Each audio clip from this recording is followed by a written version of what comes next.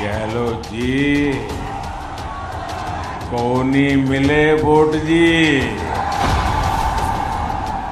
गाली भड़काने वाली स्पीच हो रही है। केसीआर की आदत झूठे वायदे करके उन्हें तोड़ देने की है। केसीआर, चैन की नींद मत सो, आपका समय अब समाप्त हो चुका है। जब तक केसीआर जिंदा है तब तक तेलंगाना रियासत एक सेक्युलर रियासत ही बने रहेगा। मारूफू कवाली, कांग्रेस रवाली। मध्य प्रदेश जो है भ्रष्टाचार का कैपिटल है।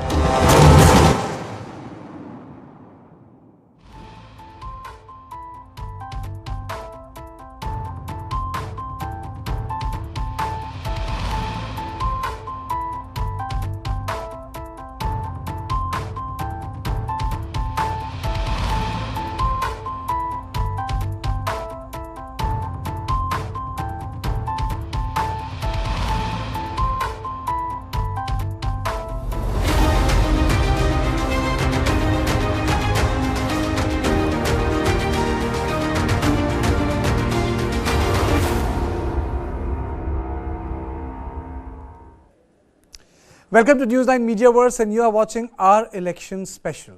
Very soon we will come out with our own exit poll, which has been done by Polstrat, the Polstrat exit poll. And once we are done with it, we will also show you poll of the polls, what other channels have done it, what other newspapers have done it, how websites have accounted for the vote.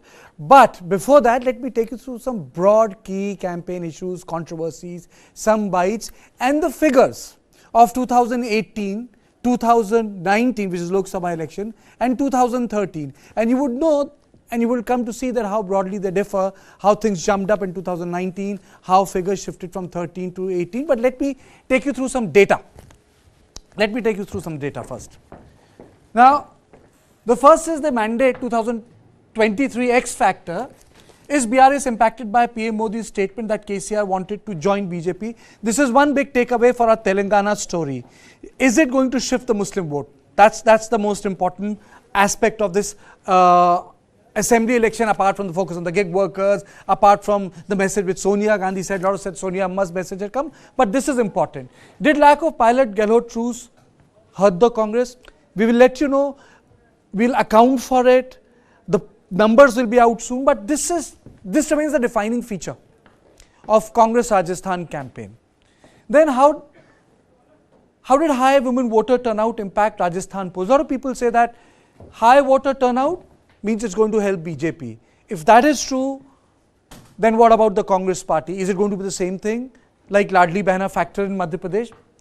We'll have to wait for that. Now, impact of T.S. Singh Dev, Baghel tussle in Chhattisgarh, that was another aspect of this election. A lot of B teams, and these B teams are not common to the Congress party. There are B teams in Bharatiya Janata Party. Ministers had to be fielded by Bharatiya Janata Party, but that's for later. Now, fallout of BJP's handling of Manipur violence in Mizoram. We'll come to that in our show. This is an important aspect because Zoramthanga, all through the campaign, was not talking about development. He was only talking about identity, Chinzomi people. And he started way before other political parties. Now, as I mentioned, MP government schemes such as Ladli Behna, did it make a difference? We'll also account for that. What is Ladli Behna scheme? And in context of women voters, whether Jayalalitha or the cycle scheme 10 years ago by Bihar Chief Minister Nitish Kumar, how did politicians create a constituency out of women, because women too are divided by gender, class, caste and religion. So the concept of a women voter. And then Labharti politics, is it exclusive to Bharatiya Janata Party? I mean, is anything done by other political parties turned into reverie? Is Labharti something which sticks to Prime Minister Modi, something like 20-point program of Indira Gandhi? But that's, again, we'll come to it. And will a shift in Muslim votes in Telangana have a national impact? Is it happening? Is it going to happen? Because if Congress wins Telangana, it means that the Muslim vote has shifted. And if it has not shifted, then Congress is going to cut a very sorry figure in North India in Lok Sabha elections. And everyone would know what happened in 2009 when Kalyan Singh joined Samajwadi Party, and the shift was evident in Lok Sabha elections. And Is Congress comeback going to be based on demolition of regional parties? Because if you look at the Karnataka polls, you will understand one thing: the Hindutva vote didn't go away anywhere. The vote of Devegowda's party collapsed. Hindutva vote didn't go anywhere. It stayed there. Now, let me start playing out the big picture. Now, this is the Hindutva vote consolidation. Is it immune to Congress resurgence? This will be part of our debate, because for Congress to survive and come back, in Delhi, the fight is not between Congress and BJP. First, it is between Congress and AAP, and then it goes to BJP, because the vote bank is common. So, if this is the story, then the path is different, and it impinges on something called India. Again, and then can assembly poll results set the tone for the Lok Sabha polls? Anyone who has covered 2003 will say no. Anyone who understood, saw, covered 2008 attack in Mumbai will say no. Lok Sabha polls have their own template. They work very differently, are not affected by one or two events, unless and until they are very close, something which was evident in 2019. And now, some simple big data state by state. So, let us go to one state. Let us go to Madhya Pradesh. Okay. Now, this is the 2013 data. BJP got 165 seats, Congress got 58 seats, and others 7. Vishal, let's stay put on this data.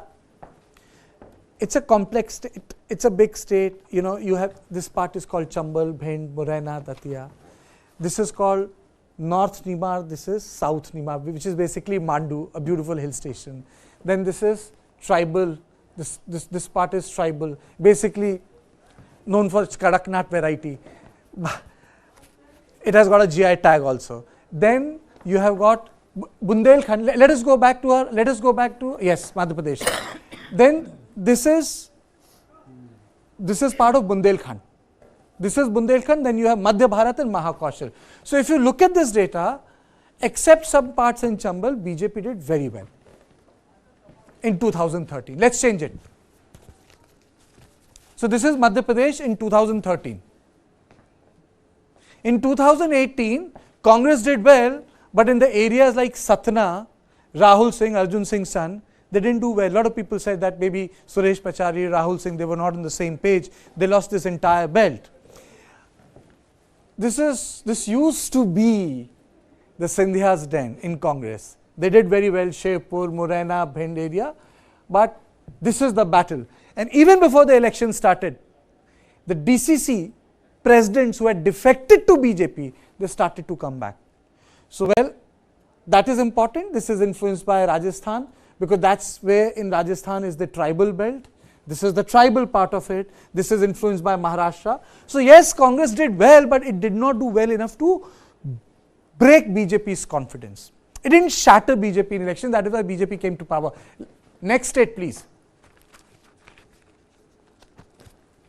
Okay. So, we are still on Madhya Pradesh. This is the seat share. 114 to Congress. 109 Bharatiya Janata Party, BSP, others. This is the result. This is not the shafting which happened subsequently. And then this is 2013. And one thing is very clear: if BJP is winning, it's winning handsomely. If Congress is winning, it just passes the simple mark.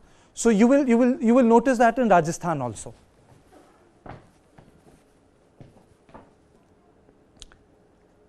Next slide, please.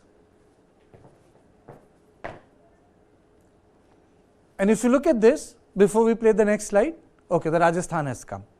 It's taking little time. As I said, 2013, BJP got 163 seats.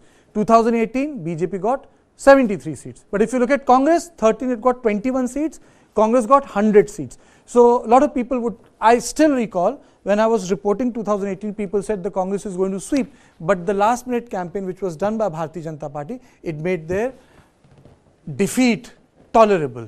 It didn't shatter the party, and this is because of the fact that over a period of time, the booth level infrastructure which Congress enjoyed has become weak. This is one part, apart from many others. Yes, now let's go to the vote share part. If you look at the vote share in 2013 and 18, BJP's vote share was 45.17%, in 18 it was 38.77. Congress got 39.30, that was the difference. But the Congress in 2013 was 33.07. So a lot of people would say Panna Pramukh, but Madhya Pradesh has worked differently under Sundar Lal Patwa, Uma Bharti and subsequently other chief minister. But its consolidation in Madhya Pradesh is substantive. It's over 35%, it's not a joke. When you do that in states, over a period of time, they have the habit to turn into either Gujarat or what West Bengal used to be under the CPM. Okay. Now, let's go to Rajasthan, region-wise. Now, this is the cultural region of Rajasthan.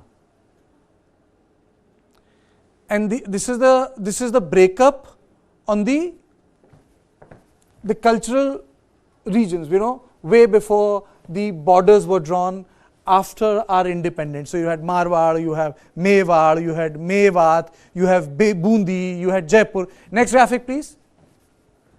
So these are the again, this is about the northern Rajasthan which adjoins Haryana and Punjab. Ashok? Yeah. Huh? Yeah. It makes people think Rajasthan is about forts, Rajasthan is about tourism. Yeah. I think it's far more complex, huh? It's more complex. Huh? Yeah, yeah. Huh? So, you think Congress is going to be making a change? See, as far as Rajasthan is concerned, the big shock. Riti badlegi ya satta badlegi? Well, we'll have to wait and see. But the deciding factor will be East Rajasthan, which has substantial Gujjar population in the state. Last time, the Congress managed to get a lot of seats from that area, but this time around, again, the voting percentage in this particular area of East Rajasthan has been very high, and we'll have to wait and see whether the Gujjars and the Meenas have voted for the Bharatiya Janata Party or Ashok, let me complete the formalities. I know there are a lot of graphics, there are a lot of bites to be played. I'm joined by, in my studio, Nirja Chaudhary, senior journalist, political commentator, my input editor, Brijesh Pandey, senior journalist, my colleague Sudha Sadanand, Ashok Bagaria, our legal editor. I'm also joined by Abhilash Khandekar.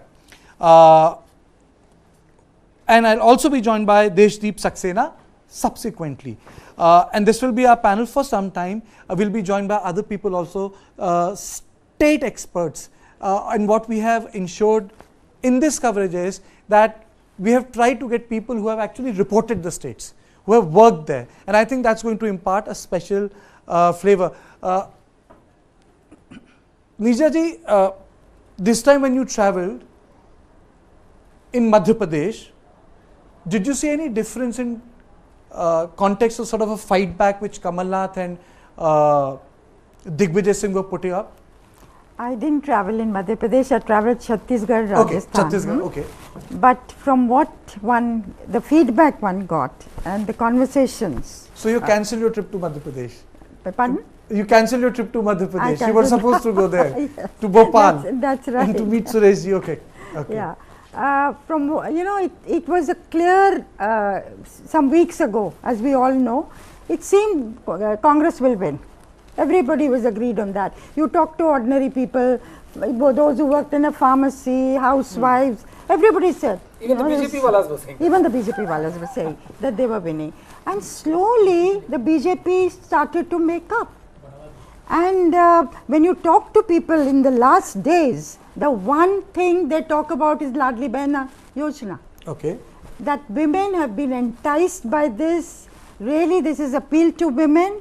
And it is a master card played by Shivraj Chauhan. To such an extent, people say that the BJP brass, the BJP leadership was ignoring Shivraj. He was there, he got a ticket, he was the chief minister. But senior leaders will say, if you ask them who will be the chief minister if you win, they would say, bahar hoarding lagi hui hai na, usme 12 chehre hain, usme se koi bhi ho sakta hai. So that's the indication they were giving. But when they saw the appeal of the Yojana, then they changed their strategy.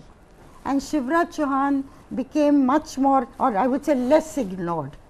It's not that if they come to power that he will be the chief minister, usme bahut suspense hai, speculation hai. But Sudha, you know, a lot of people say that gender does not cut through caste, class and religion.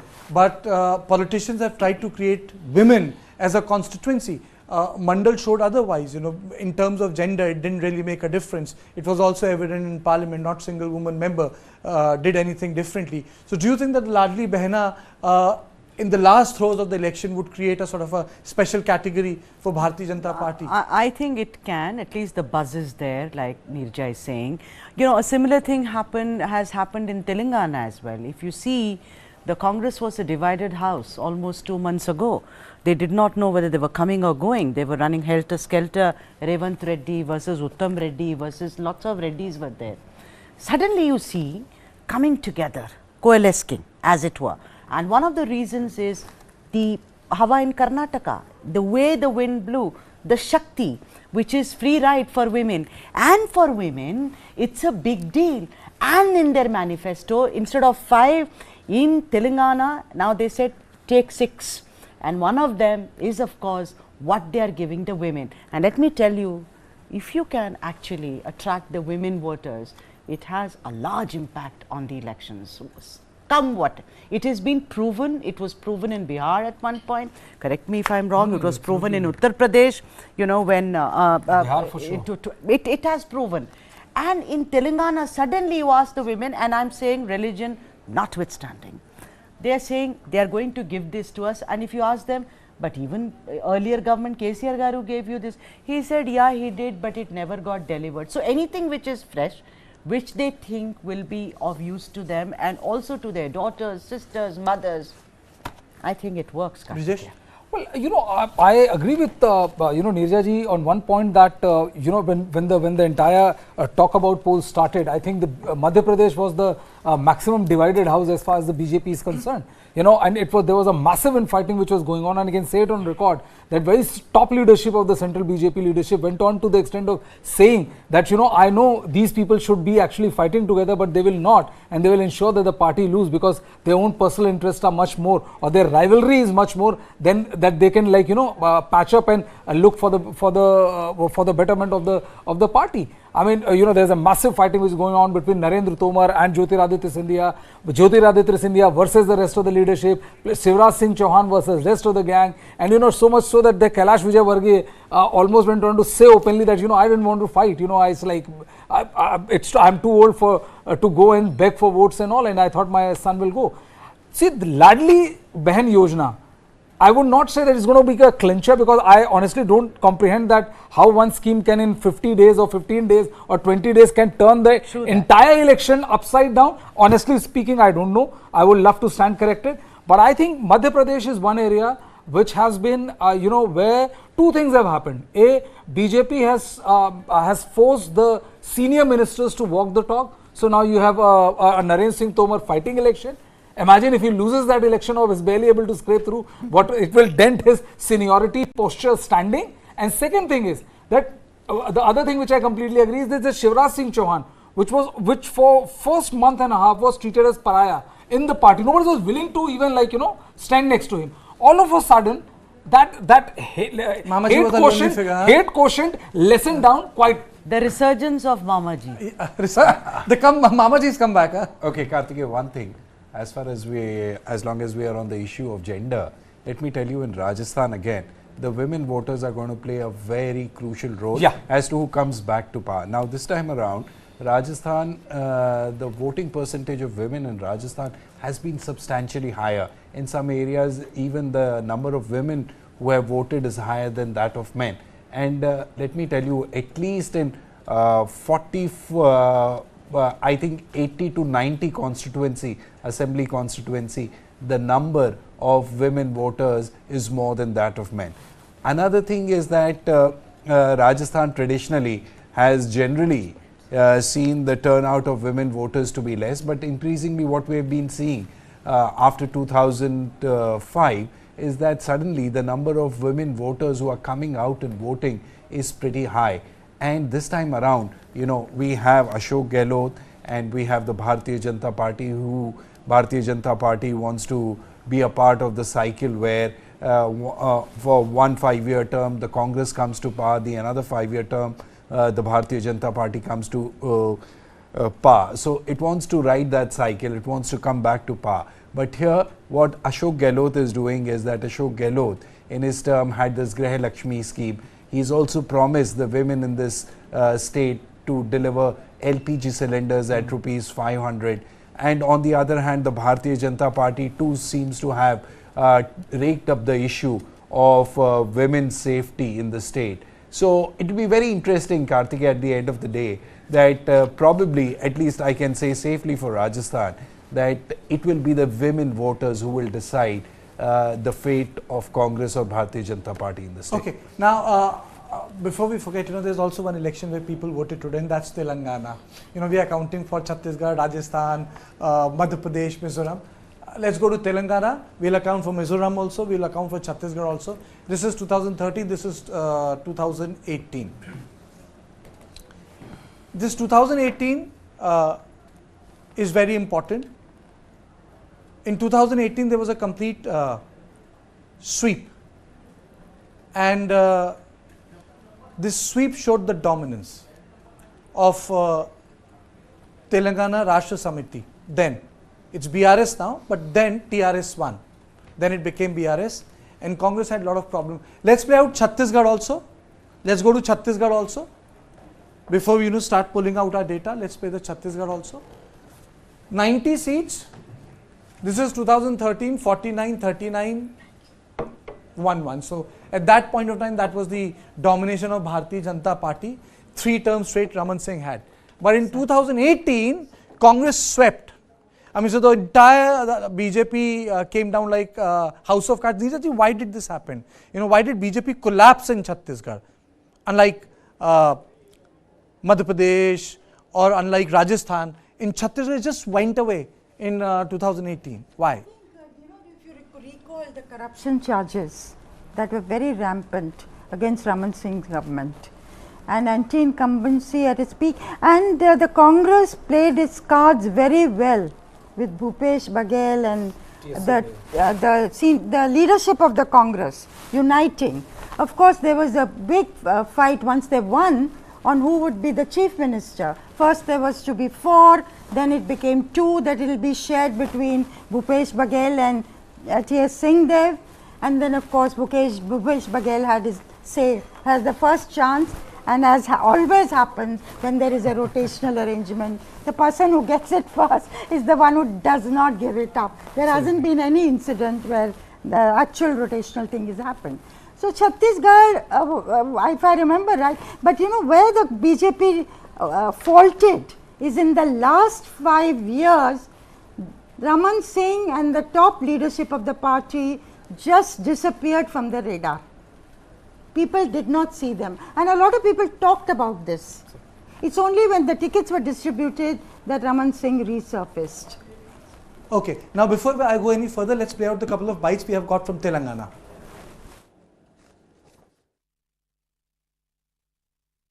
देखिए, प्रदेश की जनता विकास चाहती है, और विकास यानी मोदी जी, विकास यानी भारतीय Janata party. मुझे लगता है ऐसा कि लोगों ने विकास के लिए आशीर्वाद दिया है, और निश्चित रूप से हम लोग विकास करेंगे। सब जनता का विकास के प्रति जो प्यास है, और वो प्यास बुझाने का काम मोदी जैसे नेता कर सकते हैं, भारतीय जनता पार्टी कर सकती है, और इसीलिए लोगों का विश्वास भारतीय जनता पार्टी के प्रति है, और हम भी इस बात को कर्तव्य समझते हैं अपना कि हम जनता के विश्वास के अनुरूप काम करें। देखिए, एग्जिट पोल कुछ भी आए, सरकार कांग्रेस की बन रही है। राजस्थान के अंदर 5 राज्यों में बीजेपी कहीं नहीं आ रही है। 5 राज्यों में मुझे लगता है बीजेपी कहीं जीत नहीं रही है, नंबर 1। नंबर 2, राजस्थान के अंदर एग्जिट पोल कुछ भी आ जाए, सटोरिया कुछ भी कह दे, आप लोग कुछ भी दिखा दो मीडिया वाले, और सर्वे कुछ भी आया आपके मीडिया के अंदर, जो प्री पोल सर्वे आ चुके हैं, तब भी मेरा हंच कहता है, जो मैं कमेंट सुनता हूँ लोगों से, आम लोगों से, गांव में, शहर में, पिछले 6 महीने से, उससे मुझे लगता है कि सरकार हमारी आनी चाहिए। बस मैं मानता हूँ, मैं कोई एक सीट की कैलकुलेशन करता नहीं हूँ कभी। मेरा हंच कहता है कि इस बार कांग्रेस सरकार पब्लिक बनाएगी। उसके 3 कारण हैं। एक तो हमारे खिलाफ हिंदुस्तान में पहली गवर्नमेंट ऐसी है जो एक्सपर्ट कहते हैं जिसके खिलाफ बिल्कुल ही एंटी इनकम्बेंसी नहीं है, वरना होता ही होता है। ये हमारा बहुत बड़ा प्लस पॉइंट हो गया। नंबर 2, मुख्यमंत्री के बारे में सबकी एक ही राय है। बीजेपी का वोटर भी कहेगा काम करने में कोई कमी नहीं रखी मुख्यमंत्री ने। नंबर 2। नंबर 3, जो मोदी जी, अमित शाह जी 5 साल मुख्यमंत्री इनका है, केंद्रीय मंत्री की तो लाइन लगी हुई थी, सबने एक भाषा बोली। वो भाषा थी डरावनी, भाषा थी बदले भावना की, तनाव पैदा करने वाली। जो भाषा बोल रहे थे वो किसी को पसंद नहीं आ रही थी। और मुझ पे तो धावा बोल दिया, क्योंकि सरकार गिरा नहीं पाई मेरी। जैसे इन्होंने मध्य प्रदेश, कर्नाटक, आंध्र प्रदेश सरकार गिराई, वैसी सरकार राजस्थान गिराने फेल हो गए। वो दर्द इनमें छिपा हुआ है दिल के अंदर। इतने सोच समझ के सबने जैसे कोई प्लानिंग की हो दिल्ली बैठ करके कि किसी भी तरह हमें राजस्थान की सरकार को इस बार रिपीट नहीं करने देना है। उस रूप में लैंग्वेज बोल रहे थे गुस्से के अंदर। योगी जी महाराज बोलते जानते क्या बोलते थे। तो ये एक प्रकार से भड़काने वाली बातें भी करते थे धर्म के नाम पे भी। लगता है कि अगर वो चल गया इनका तो अलग बात है, पर परसेप्शन ऐसा है वो चला नहीं, इनका नहीं चला तो हम सरकार बनाएंगे। विश्वास जताया है मोदी जी भी और भारतीय जनता पार्टी के ऊपर कि पार्टी ने जो कहा, मोदी जी ने जो कहा वो करके दिखाया। तो इनके अंदर खाने में इनके मंत्री स्वीकार कर रहे हैं, स्वयं मुख्यमंत्री जी स्वीकार कर रहे हैं। और जिस दिन से आचार संहिता लगी, इनके जो होर्डिंग गिरे उसी दिन इनकी सरकार गिर गई। सिर्फ एक दिखावा था कि आप 5 साल के लिए जनता चुन के भेजती है, न कि 5 महीने के लिए। और इन 5 महीनों में इन्होंने कोई न कोई एजेंसियों के माध्यम से एक वातावरण बनाने का प्रयास किया, लेकिन जैसे ही कोड ऑफ कंडक्ट लगा, आचार संहिता लगी, उस दिन से इनकी सरकार धरातल पे आ गई। देखिए, भारतीय जनता पार्टी की स्पष्ट बहुमत की सरकार बन रही है। 135 प्लस भाजपा के विधायक चुन के आएंगे और एक मजबूत सरकार होगी। और वो सरकार जो कहा वो करके दिखाएगी, जिसकी पिछले 5 वर्षों में लोगों ने खून के आंसू रोए थे। एक ऐसी सरकार जो जनता की उम्मीदों पर खरा उतरेगी, एक ऐसी सरकार जो युवाओं के सपनों को उड़ान देगी, एक ऐसी सरकार जो किसानों को समृद्धि देगी, नारी को सुरक्षा देगी, एक ऐसी सरकार जो राजस्थान को समृद्धि, उन्नति और प्रगति देगी। ये मैं विश्वास के साथ कह सकता हूँ। Go to the people, seek a mandate, seek their blessings on what we have done and what we will do. But to resort to deep fake videos and to resort to negative propaganda and even distorting our speeches, cutting and editing them and putting out as if I am appealing to voters to vote against my party is such a shame. So I do hope and pray that people actually can see through these sinister designs and will vote for the right party. Congress party सरकार बनने वाली है। आपको पता है इतने दिनों से हम लोग जो मेहनत किए, भारत जोड़ो यात्रा के बाद तेलंगाना माहौल पूरा बदल चुके हैं। आने वाले दिनों में कांग्रेस पार्टी सरकार बनाएंगे और शहीदों का जो इच्छा था, शहीदों जो उम्मीद रखकर तेलंगाना के लिए जान दिए, वो पूरे जो भी पेंडिंग इश्यूज है हम रिजॉल्व कर देंगे। पूरा चुनाव आपके इर्द गिर्द लड़ा गया, आपके नेतृत्व में लड़ा गया, तो क्या कैप्टन भी आप ही होंगे चुनाव के बाद, जैसा तो? अभी चुनाव लड़ने तक कैप्टन बनवाए, उसके आगे क्या तय करने वाले सीडब्ल्यूसी तय करने वाले, party has to take a final call. Revanth ji, आपको लगता है कि किसी और अन्य पार्टी की आपको जरूरत पड़ेगी या सिंगल आपको नंबर मिल जाएंगे? नहीं, 40 साल यहाँ के चुनाव एक बार आप ऑब्जर्व किए तो आपको पता लगेगा कि यहाँ पर ऐसा कोई सवाल ही पैदा नहीं होता है कि एब्सोल्यूट मेजॉरिटी 2/3 मेजॉरिटी से कांग्रेस पार्टी सरकार बनाने वाले। वो सरकार पूरा हम अच्छे तरीके से बनाएंगे, मजबूत सरकार बनाएंगे। और किसी के साथ तो जरूरत नहीं पड़ेगी? किसी का भी, जनता के साथ जरूरत है। जनता हमारे साथ दे दिए, हो गया, जनता सरकार बनने वाले है। एक आखिरी सवाल है, जिस तरह से राहुल गांधी, प्रियंका गांधी, मल्लिकार्जुन खड़गे ने यहाँ कैंपेनिंग किया, आपको लगता है उसका असर भी यहाँ देखने को मिलेगा? या 100% it is going to repeat Karnataka results. So Karnataka result जैसा आ गया उसे भी तेजी से यहाँ के लोग निर्णय लेने वाले। और मल्लिकार्जुन खड़गे जी, आपको तो पता है it's well Hyderabad state belongs to Mallikarjun खड़गे जी। यहाँ वो यहीं धरती पुत्र है, तो उनके नेतृत्व में यहाँ पर सरकार बनाने वाले हैं। Nirja ji, what will loss of Telangana to BJP mean? I'm sure everyone knows the BJP is not in power, but if you recall 2.5 years ago, there was a massive campaign which was started in Kerala. 3 years ago? 3 years ago. 3 years ago. And then the focus again reshifted to Karnataka, and then the focus was in Tamil Nadu. Which continues. And now the focus has shifted to Telangana. It entirely depends on what happens on Sunday. But what does it mean for Bharatiya Janata Party? You know, about 9 months ago, I was in Telangana, and you talk to ordinary people, they would say this is a 50-50 contest between BRS and BJP. Congress, where is it? Nowhere in the picture. Then as we see, it is Congress versus BRS. And you know, the Congress can win this state because you sense in those meetings that have been held, there are live audiences and there are audiences that are okay. So you sense this live energy in the audiences that come to the Congress meeting in Telangana. That's what gives me a feeling that shayad jeet jaye. But coming to BJP, I think somewhere there may be something in this sense that BJP has done and has an understanding with the BRS, and they may have given up a state in order to win the national election.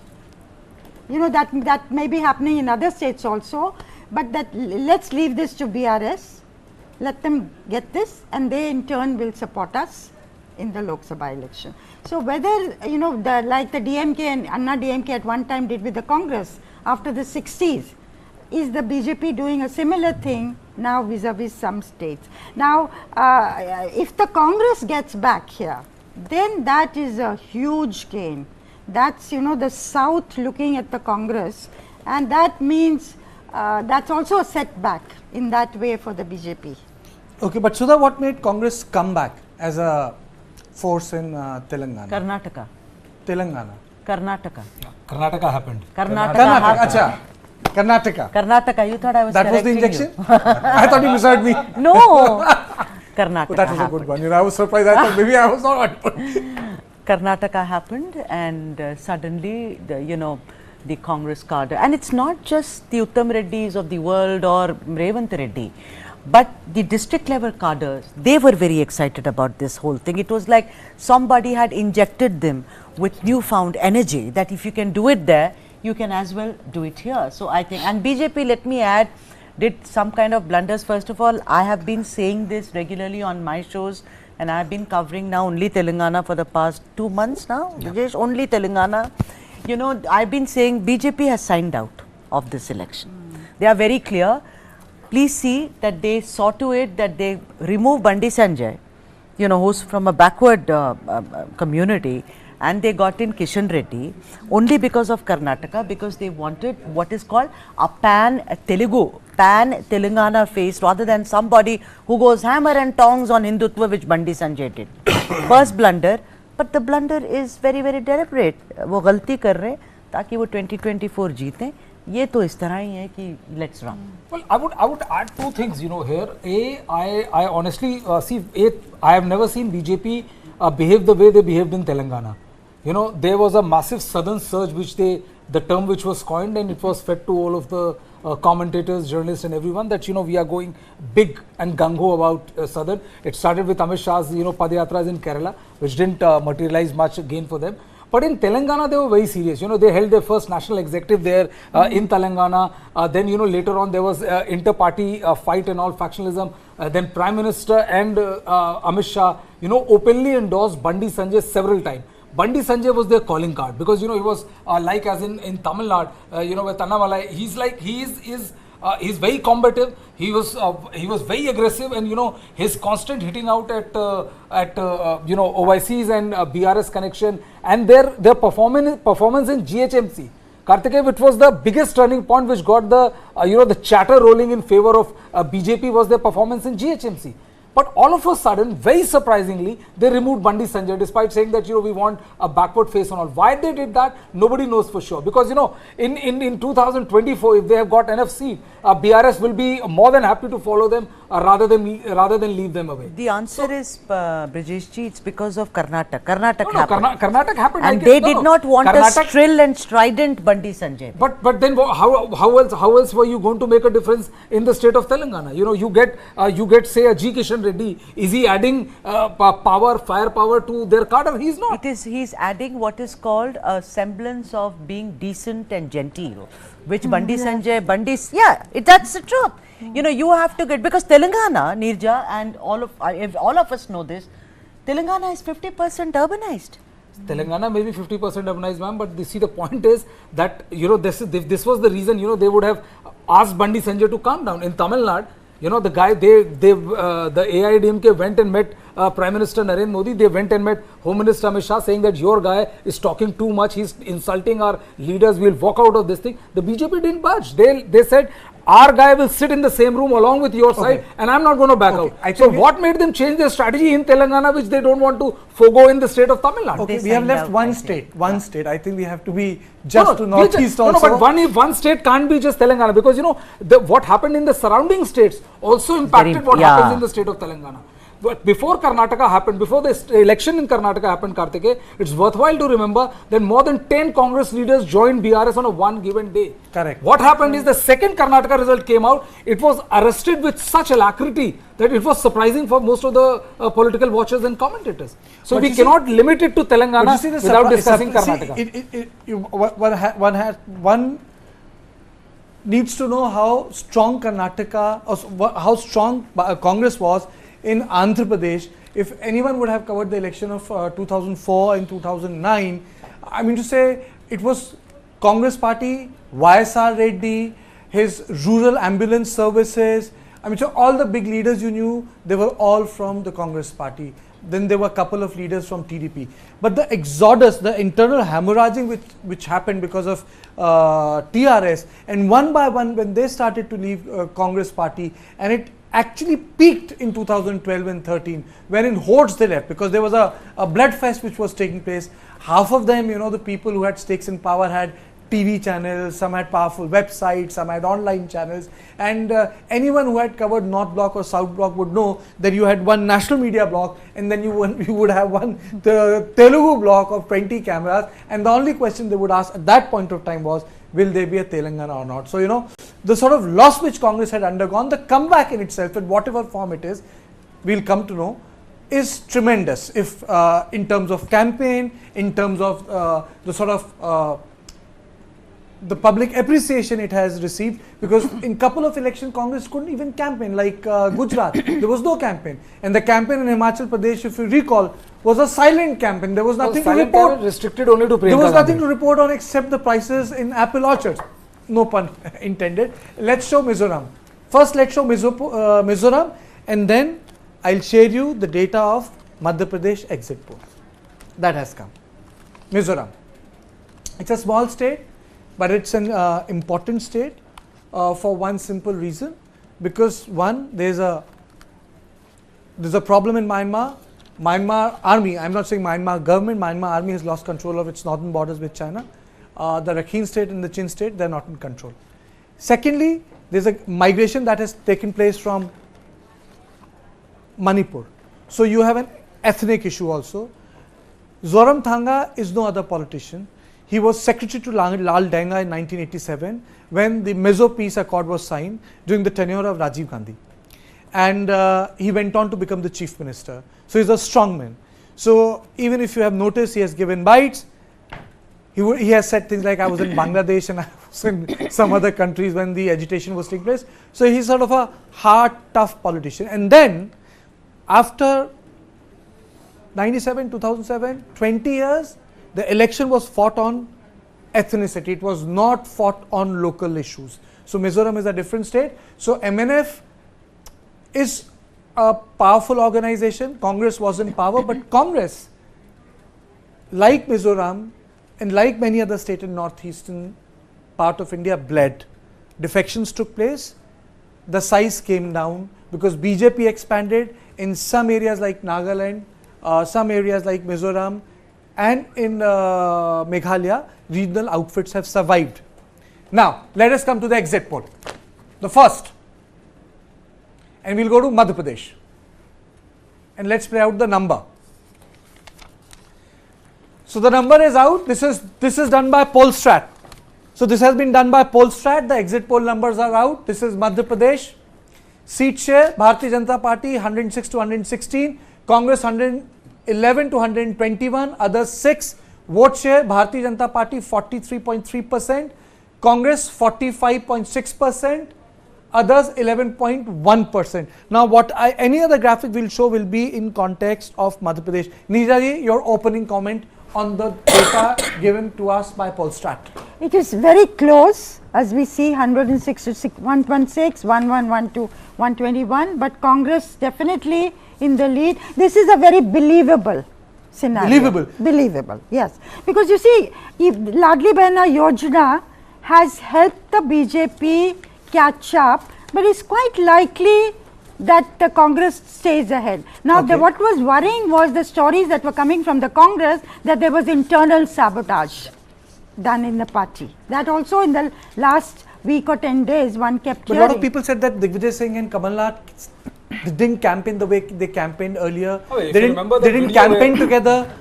You remember that video for first 10 days? You remember the video when he said, why don't you go and जाके Digvijay Singh के कपड़े फाड़ो? उससे क्या बोल रहे हो? Well, we don't know the truth of it at all, but these were allegations made by Congress people themselves. Had they done damage? That was the question mark.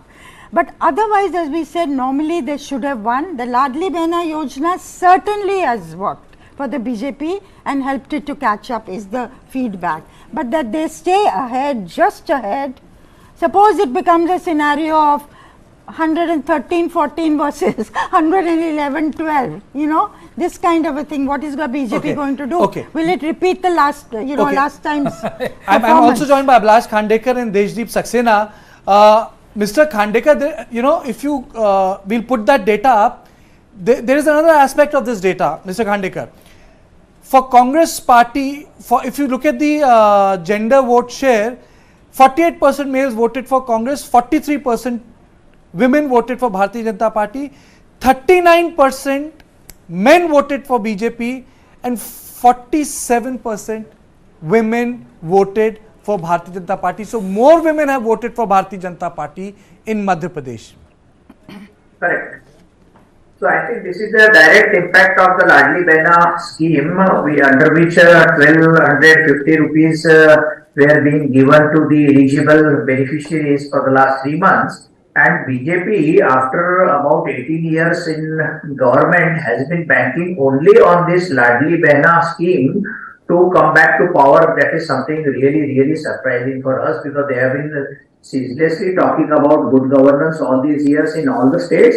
And in Madhya Pradesh, at the end of the day, they came to distribute the freebies, and the women voters are said to be backing BJP much more than the Congress. But the fact is that as you are showing the figures, Congress has a slight edge. I am sitting in Bhopal and I have travelled to Madhya Pradesh, and I saw that the Congress people have been talking about change in Madhya Pradesh, and therefore Congress appears to have an edge of 121, and if you see on the other side, BJP 116. So vote percentage is about 2.5%.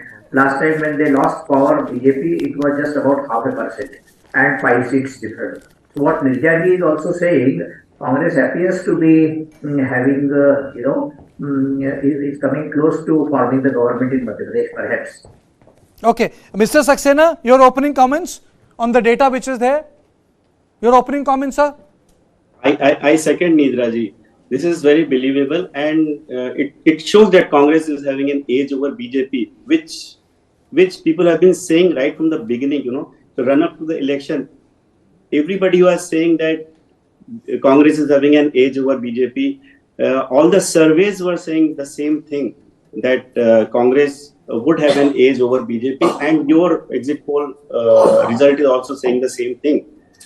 But this is very close, and hope either of these party would get a clear-cut majority, not last time when Congress got 114 seats, too short of full majority. Hopefully, either BJP or Congress, either of the parties should get a majority so that we can have a stable government in Madhya Pradesh. Not, a repeat of 2018 when they were too short of government and then 22 short of majority. Then we saw 22 MLAs led by Mr. Sindhia. They went to BJP and then but Mr. Saxena, when I was, mother's side, my mother comes from Madhya Pradesh. A lot of, when I would, would go to Madhya Pradesh in Bundelkhand, a lot of people would say, Congress mein neta bahut hai, workers come hai. Now, I think the surge which we see, there has been no generation change in Madhya Pradesh. If it's as if the things which have happened in Bihar, Jharkhand or Uttar Pradesh or even Haryana where JJP under a new leader has come up, it has skipped Madhya Pradesh. So do you think that there is some sort of staticness, it also reflects a word called fatigue? Yeah, definitely. Fatigue is definitely here. But first about the generations, it is happening in Congress. Congress to still have, only Kamal Nath and Digvijay Singh as the old leaders, and the rest or the majority of them, Congress leaders, they are still some young faces. Unlike BJP, BJP for 16 and a half years, it's Shivraj Singh Chauhan. See the cabinet, all the cabinet members of Shivraj Singh Chauhan, all of them are very old faces. So now, when you were talking about that Congress mein neta jata hai, workers come hai, I suppose now this is problem faced by BJP. There are more leaders in BJP and less workers. See, it is very top heavy. The second list of BJP, Mr. Narendra Singh Tomar is contesting election, Mr.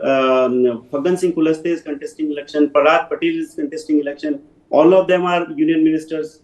Then there are a number of members of parliament who are contesting elections. Shivraj Singh Chauhan, he is still here. He has addressed 160, rallies. So now the problem of more leaders, less workers is being faced by BJP. Congress is having Kamal Nath and Digvijay Singh in the top, and almost the remaining, the other Congress leaders, they are comparatively, they are young faces. And yes, second thing is fatigue. People are and were talking about fatigue, and it may be going against BJP, the fatigue factor, or you may call it anti-incumbency, which is why the central leadership on BJP, they sidelined Shivraj Singh Chauhan ji, and then Mr. Modi took over the campaign, and he had addressed as many as 15 rallies in Madhya Pradesh in the run-up to election, especially about 10-15 days before polling, 15 rallies. So fatigue is there, and more leaders, less workers. Now, the problems which used to be faced by BJP, Congress, are now being faced by BJP. Karthik? Okay, so Brijesh, it didn't work? The MPs being sent, the ministers being sent?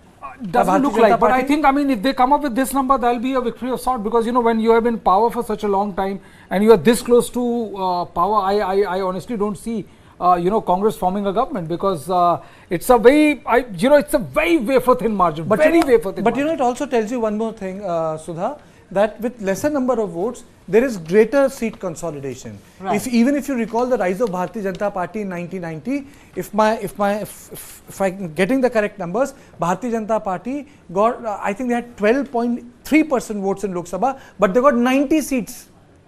So the conversion was high. Congress has got 45.6%, but the conversion is low. What does it tell us? Well, first of all, I endorse pretty much what Brijesh says and what Nirja, you began by saying, that this it's not, for the BJP, it really does not look like curtains as yet, it's kind of scraped through rather well.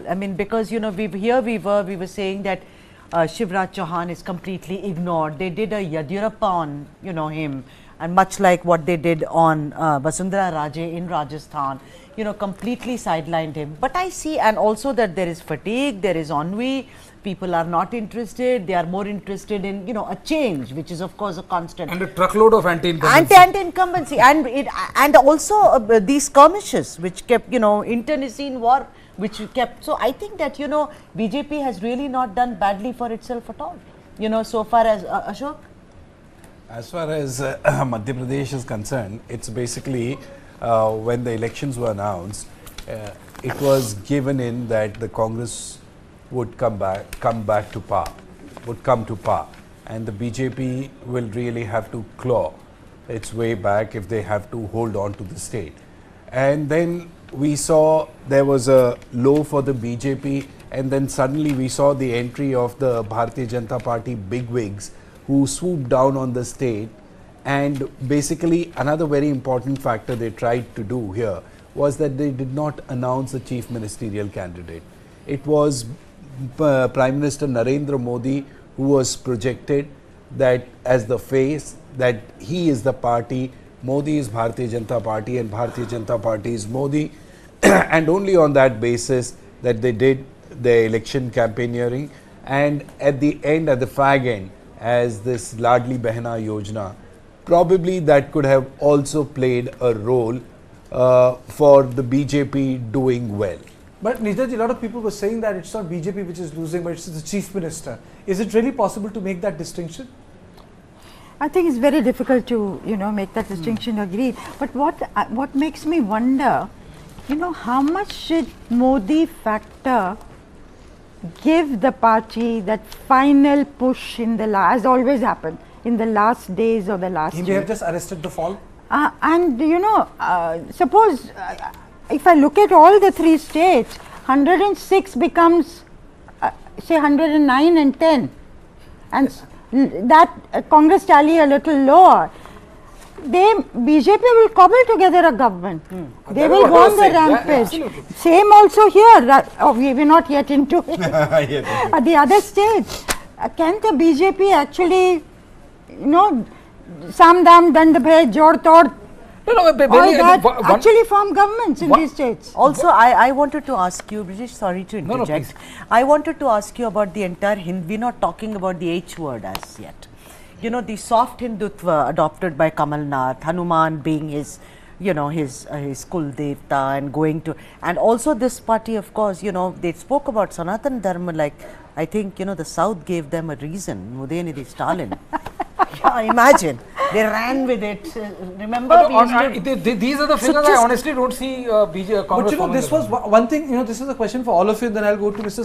Saxena and Mr. Khandekar. In this election, a lot of people wanted to retire state politician. For example, Suresh Pichari got retired in this election. He was the PCC chief in 2008, someone who held the Ministry of Personnel. Bharatiya Janata Party wanted to retire the chief minister, but you know, he persisted because he came back because of the mistakes of the Congress party. So this was also an election where the center or the central leadership wanted to retire a lot of people. Some stayed because they were strong, some could not.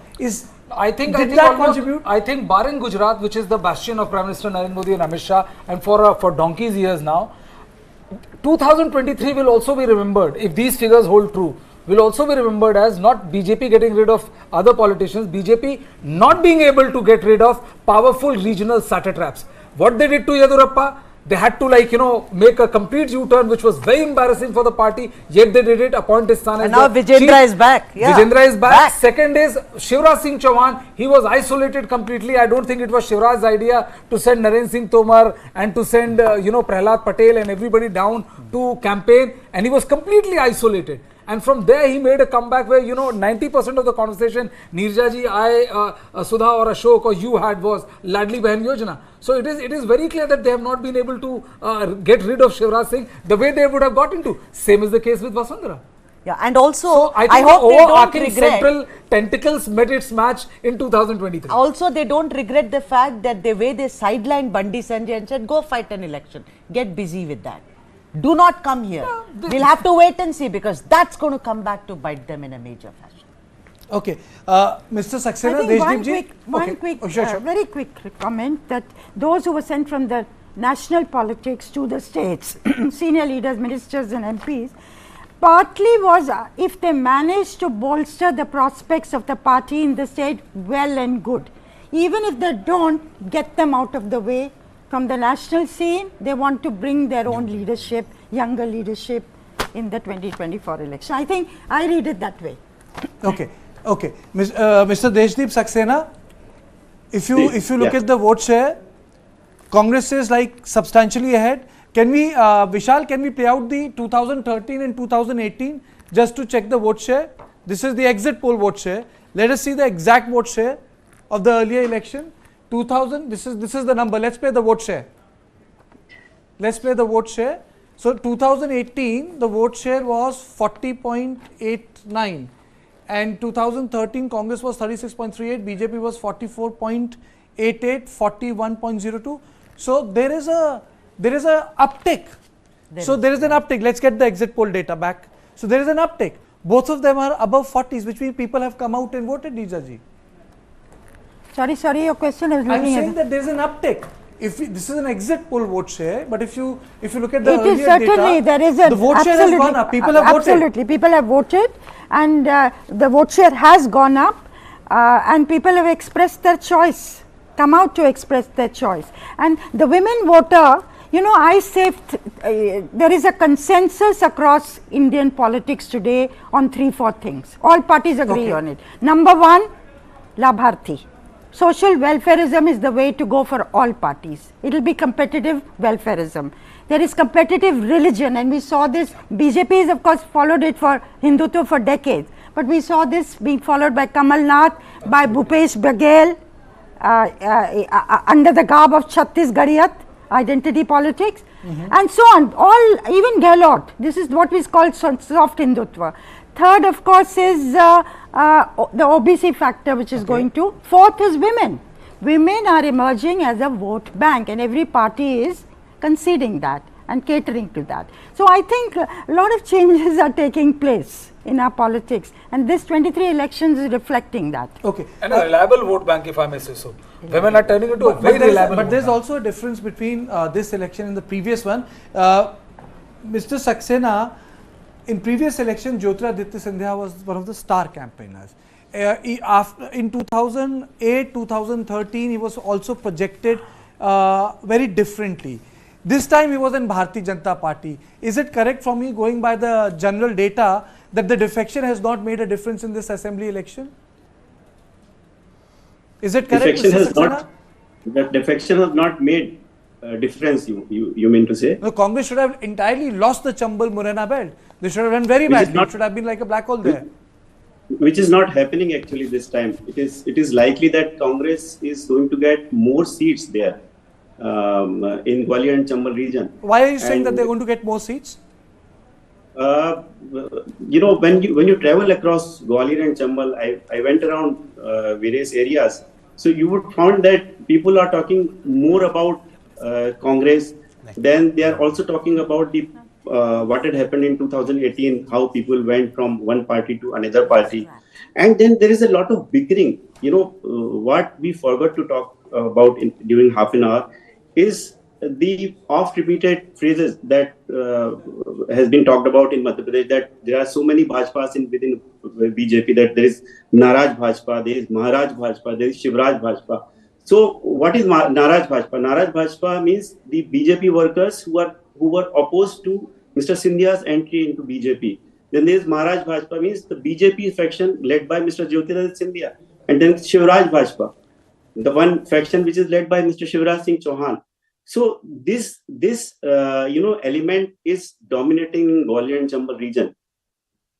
We saw how Mr. Narendra Singh Tomar was sent and was asked to contest from Dimni. He was almost stuck there, you know. When BJP was talking about that, by fielding these stalwarts, they want to have a community leadership in BJP. That the bigwig contesting from one seat is going to influence the other seats of the region. Like Mr. Narendra Singh Tomar was expected to influence the other seats in Gwalior Chambal region, which didn't seem to be happening. Yes. Similarly, in in Indore region also, Malwa, where Mr. Kailash Vijayvargiya was fielded from Indore, and he was expected to influence the seats around Indore, both in Malwa region and in Nimad region also. But that also didn't seem to be happening. Coming back to Gwalior and Chambal region, this factor was actually dominating the Shivraj versus Maharaj. Just let me tell you a very small thing, that the Shivraj Singh Chauhan government was not able to appoint the chairperson of Gwalior Development Authority, just because of that whether it should be Scindia's man or Mr. Shivraj Singh Chauhan's man. And this went on throughout the campaigning in Gwalior Chambal region. Okay, but there is also one more thing, that this election, even if Bharatiya Janata Party has lost the election, Congress has won the election, the task will be tough, Mr. Saxena, for Congress party. Both their leaders are in 70s, Digvijay Singh and Kamal Nath, and they don't have a second line of leadership which people in Delhi know or which people outside Bhopal would know.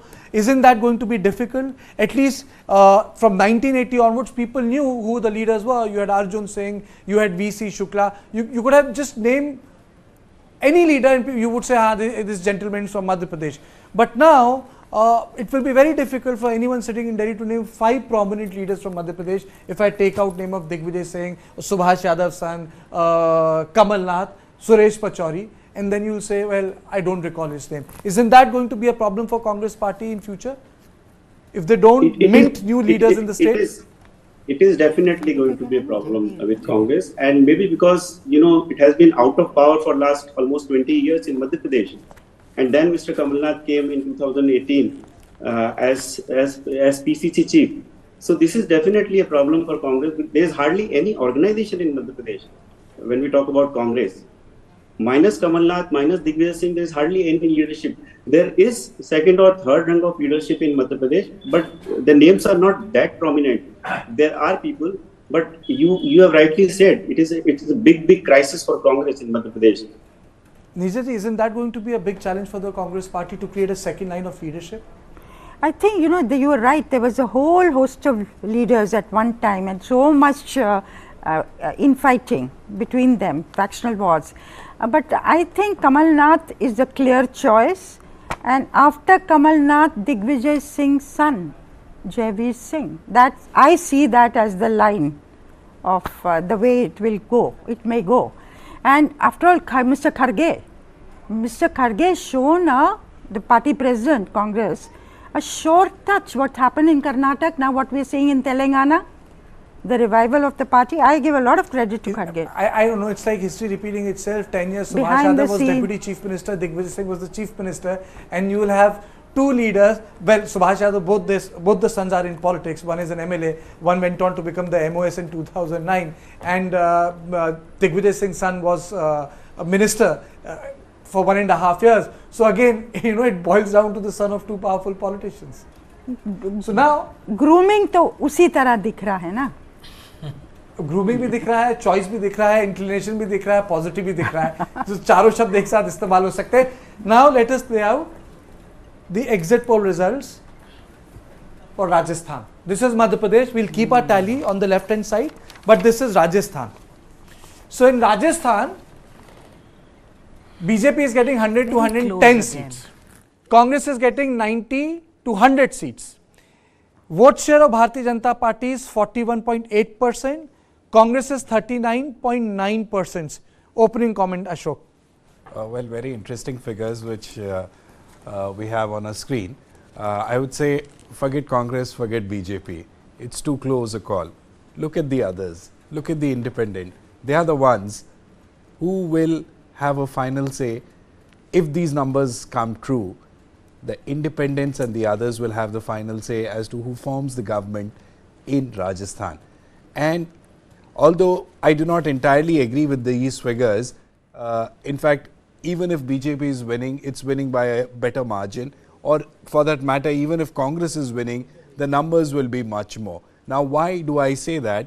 Is because of the high voting percentage. In fact, it's not really high, but women, the number of women voters who have gone out and voted is phenomenal. In the sense that, as I pointed out earlier, that the number of women voters has outnumbered the men voters.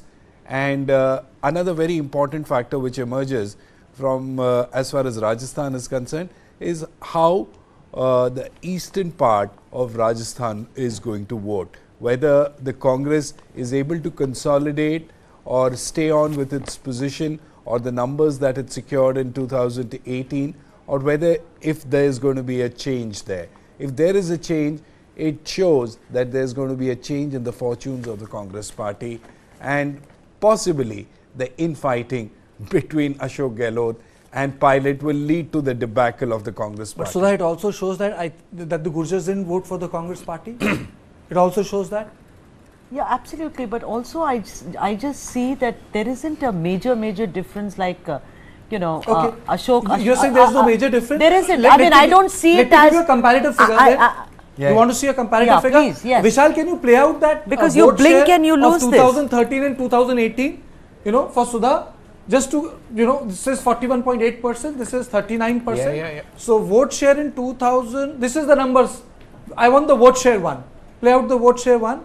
So in the vote share, in 2013, Congress had 33.07. In 2018, 39.30. So the uptick is not on the Congress side. The Congress has retained the vote. The uptick is here. They have gone above 40%. They have gained more than 2% votes. Congress is around 39%. So their vote shares have not substantially reduced. BJP has gone up. They have gone, not like 2013, 45. But if we play, let us play the exit poll data once again. Let us play the exit poll data once again. So in that exit poll data, you will see that the Congress party is at 39.9%.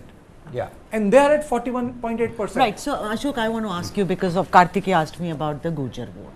So does that mean that the man who really spoke some beautiful words in the parliament, Biduri, has that worked when, the BJP decided to send him and they said that, you manage that? And does it mean that Sachin Pilot has somewhere been punished for being insolent, for kind of creating a wedge between someone who's an elder like Gehlot? Tell me. Well, in fact, when we look at this picture, that there is the number or the vote share for the Bharatiya Janata Party has gone up. The vote share going up by 2 or 3% does not happen from one particular region. It's across the state. Right. Okay. So it is very difficult to say if the Gujars have voted against the Congress party. It will be very difficult. Possibly they might get more votes there. But across the state, if the women have voted in big numbers for the Bharatiya Janata Party, that can possibly explain the fact that I see that it's what you said, what Ashok is saying, what you said. 2 or 3% uptick can be given. Yeah. But we cannot attribute this rise in the vote share of Bharatiya Janata Party, as the exit polls are predicting, to one particular region. It's simply not possible. And Kartikeya, honestly speaking, I agree with Ashok that I somehow, don't agree much with the data, for the simple reason that if you look at the pattern of Rajasthan, I'm not going into that a government is repeated. I mean, there's a new government after every 5 years. Whenever BJP has won, they have won big.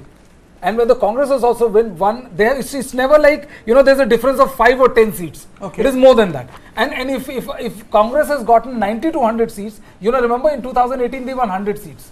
So if Congress is getting 90, 95, then honestly speaking, I don't see any. I think you got an interesting piece of data there. If you can check it, how many women, percentage of women voted for Bharatiya Janata Party, and the percentage of women voted for the Congress Party. In fact, it is very, very interesting. If I go by what Ashok is saying, if you go by what you're saying, I think the gender vote share is that 43% of the females have voted for INC, and 38% of females have voted for BJP. Lijay? Yeah, you said it. Which It's is there on the completely screen. So if we look at this data, Kartikeya, It's a if you reverse. look at this data, and if we see that approximately 37% men for Bharatiya Janata Party, 43% women for Bharatiya Janata Party, 46% men for Bharatiya Janata Party, 38% women have voted for Bharatiya Janata Party. Yes. So women have voted for Bharatiya Janata Party. So if that is the scenario, it basically explains the fact that more and more women have voted for Bharatiya Janata Party, if that is the case. However, I do not repose or entirely agree too much with the data here. For one particular reason, I'll tell you, is that, you know, women voters, as I said, will play a very crucial role as far as Rajasthan is concerned. And I'm saying it again and again for the primary reason that they have come out in huge numbers and decided to cast their votes.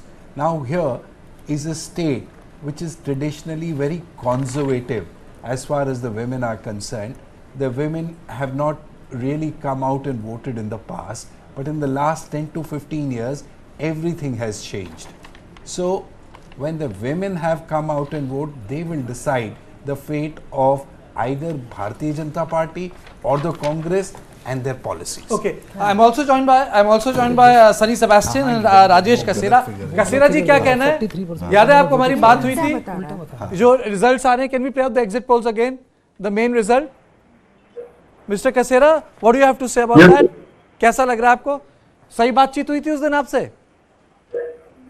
हाँ जी, बिल्कुल यही बात हुई थी अपनी कि कुछ अगर वोट शेयर यदि स्विंग होता है तो कहां से होता है वो हमें नजर आ जाएगा. But the one thing is कि first time we are seeing the exit poll with balancing manner. Otherwise, every time when we show all the exit poll, either it comes in a single majority party or another is. नहीं कसेरा जी, इसमें तो एक और चीज है ना, इसमें एक और चीज है कि पहली बार हो रहा है कि लड़ाई कांटे की भी हो रही है. वैसे अगर आप देखा जाए कि कांग्रेस पार्टी का फिर प्रदर्शन खराब भी नहीं है ना, कांटे की लड़ाई हो रही है कसेरा जी. इसमें अगर आप देखें तो कांग्रेस भी 90-100 है और ये 100-110 है. अगर आप 2013 का चुनाव देखते तो कांग्रेस पार्टी तो 21 पे थी, मतलब सीधे इंटेंसिव केयर यूनिट पे पड़ी हुई थी. वो आईसीयू से निकल के वो बाहर आई, सरकार बनाई. यहाँ तो दौड़ रही है, जिसे हम कहते हैं ना भारतीय जनता पार्टी का कि भाई हारे लेकिन शर्म मुंह झुका के नहीं जाना पड़ेगा, मुंह छुपा के नहीं जाना पड़ेगा.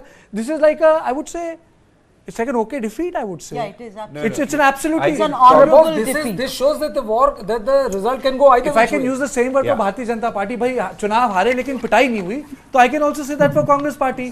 चुनाव हारे पिटाई नहीं हुई, क्यों कसेरा जी? जी बिल्कुल, आप बिल्कुल सही वर्ड यूज कर रहे हैं कि भाई मुकाबला काटे का रहा, भले हम हार गए पर हम लड़े और आखिरी मौके तक हम लड़े और हमने रिजल्ट. पर ऐसा क्यों हुआ? How has that happened? What is the reason? ऐसा ट्रेंड क्यों है? देखिए, ये हमने पहले भी डिस्कस किया था कि इस बार का जो इलेक्शन है वो मोस्टली हाफ एंड टाइम, आधा से ज्यादा समय तो कोविड के दौरान निकल गया. उस समय देश में और स्टेट्स में सब जगह एक जैसी परिस्थितियां रही, लेकिन जो टाइम बाद में मिला, उस टाइम के बाद पिछले 1.5 साल के अंदर जब गहलोत सरकार स्टेबल हुई, उनको लगा कि अब उनकी सरकार को भी खतरा नहीं है, तो जो जंबो प्लान लेकर वो आए और उन्होंने एक के बाद एक इतनी योजनाएं यहाँ पर. कौन सा प्लान? जंबो प्लान, बड़ा वाला जंबो जेट प्लान. लोगों को ज्यादा से ज्यादा लुभाने के लिए, लोगों को ज्यादा से ज्यादा कनेक्ट करने के लिए वो जो प्लान लेकर आए कि इतनी फ्री स्कीम्स उन्होंने स्टेट के अंदर दी और लोगों को लुभाने के लिए. इसमें जो बड़ा फैक्टर जो बेल्स का नजर आ रहा है हमें रेशो में, वो सारे वो हैं जिनको ओपीएस दिया गया है. यानी कि कर्मचारी ने इस बार गहलोत के पक्ष में ये मतदान किया है. वो एक डिफरेंशिएट हमें दिख रहा है कि इतने प्रतिशत जो वोट पुरुषों के बड़े हैं, वो कहीं ना कहीं इसका मतलब पेंशनर्स इससे सरकार से खुश हैं और उन्होंने उनके पक्ष में मतदान किया है. अच्छा, आप ऐसा बोल रहे हैं. सेबेस्टियन, एक minute, I have to get mister Sebastian, he is also waiting very patiently. Mister Sebastian, yes, your opening comment sir. ये ठीक है? ये ठीक है? This seems to be a close fight. No, like last time Congress got. आपने बोला नहीं ठीक है नहीं है, मतलब is it okay? Because Ashok, my colleague from Rajasthan, वो तो डेटा नहीं मान रहा, उस डेटा पे उसने सवाल उठा दिए. No, data actually we cannot be sure about this, but urban voters voted this time more, and also women voted. So like there would be a lot of independence and party rivals also. Considering that, like BJP had claimed that it would cross 156, and it is not going to happen. Also, Congress did not make any claims on any figures, but it said maybe around 226 kind of thing. So that seems to be not happening. So it is a kind of noise. They are closer to 100. The magic number of 199, elections were held only to 199 seats. So 100 would be the crossing point now. 100 with 100 seats, one gets majority. So that is the situation. Okay, okay, if that's the situation. But there is also another aspect to the polls in Rajasthan. This time, Mr. Sebastian, the focus was on the Sachin Pilot, Ashok Gehlot saga. Did you think it has finally, ultimately impacted the fortunes of the Congress party? उस लड़ाई से नुकसान हो गया? No, that we will know only after seeing the results from eastern Rajasthan, the Gujar dominated areas. So, like other areas would not have that kind of impact, because of Gujar voters. We will clearly know it only from the eastern Rajasthan, the results. Okay. Of course, they were not showing any signs of enmity during the campaign. They were found in. Mr. Sebastian, Neerja ji wants to ask a question, and then Ashok Bagre will be asking a question. I just want to make a comment and get Mr. Sebastian's reaction to it. If Congress is getting 90 to 100, 1 year ago their internal surveys put it at 20. That's a huge effort by the person responsible is Ashok Gehlot, the Chief Minister, again rolling out his welfare programs, health schemes, etc., etc. And gas cylinders at a certain price, which would be appealing to women. But this has implications for Sachin Pilot. If Ashok Gehlot makes it as CM, what is Sachin Pilot's future? Even if he does not, he will be the leader of the opposition. He will not let go of that position with 90 to 100 seats. What is the future of Sachin Pilot? Both these aankadas have enormous implications for Sachin Pilot's future trajectory. Okay, Ashok? Last time also, when Ashok Gehlot could not make it, then he was not made the leader of the opposition. Somebody else became the leader of the opposition. Maybe Congress will follow that, tradition. But Sunny, don't you think that last time the numbers were very less, compared to the numbers which are being shown on the screen? I mean, it's a complete turnaround. It's like the Congress almost won. Like, 1 year back, it was like the Congress didn't stand a chance under the sun. They had a good campaign also, good strategy also, and lot of, this guarantee, campaign was very good. I think that is the result, and also this is because of, it was almost like PM Modi versus CM Ashok Gehlot kind of thing. So, of course, the image of Ashok Gehlot was there, looming large in the background. Maybe we can say that it is not a bad performance on the part of the Congress. Okay, I just want to respond to Neerja ji's comment as to what is the future for Sachin Pilot. Now, Sachin Pilot is in a very precarious position because as long as the huge figure of Ashok Gehlot's looms large over Rajasthan, I don't think he really has a chance of taking a shot at the chief ministerial seat. The best that he can do is wait in the wings, wait for his chance, wait for a rebellion within the party, and then take on Ashok Gehlot. Otherwise, he'll have to really wait for his time, wait for like other senior Congress leaders to fade away, and then but there is something. There's one thing common between Sachin Pilot and Ashok Gehlot. Both of them tried to defy the Congress High Command. First, Sachin Pilot did. He almost broke the party, but he could not break the party. Then, I think Mr. Gehlot is the first person to have refused the position of the President of the Congress in its entire history. First, if I was in Kerala, I think it had crossed over to Karnataka. He had met Rahul Gandhi. Then I think he went to Shirdi. He tweeted out a photograph from Shirdi that he is going to Delhi. And by the time he landed in Jaipur, things changed. And see how things changed. Mallikarjun Kharge, then Mallikarjun Kharge and Ajay Maken had gone to Jaipur, and there was a commotion there.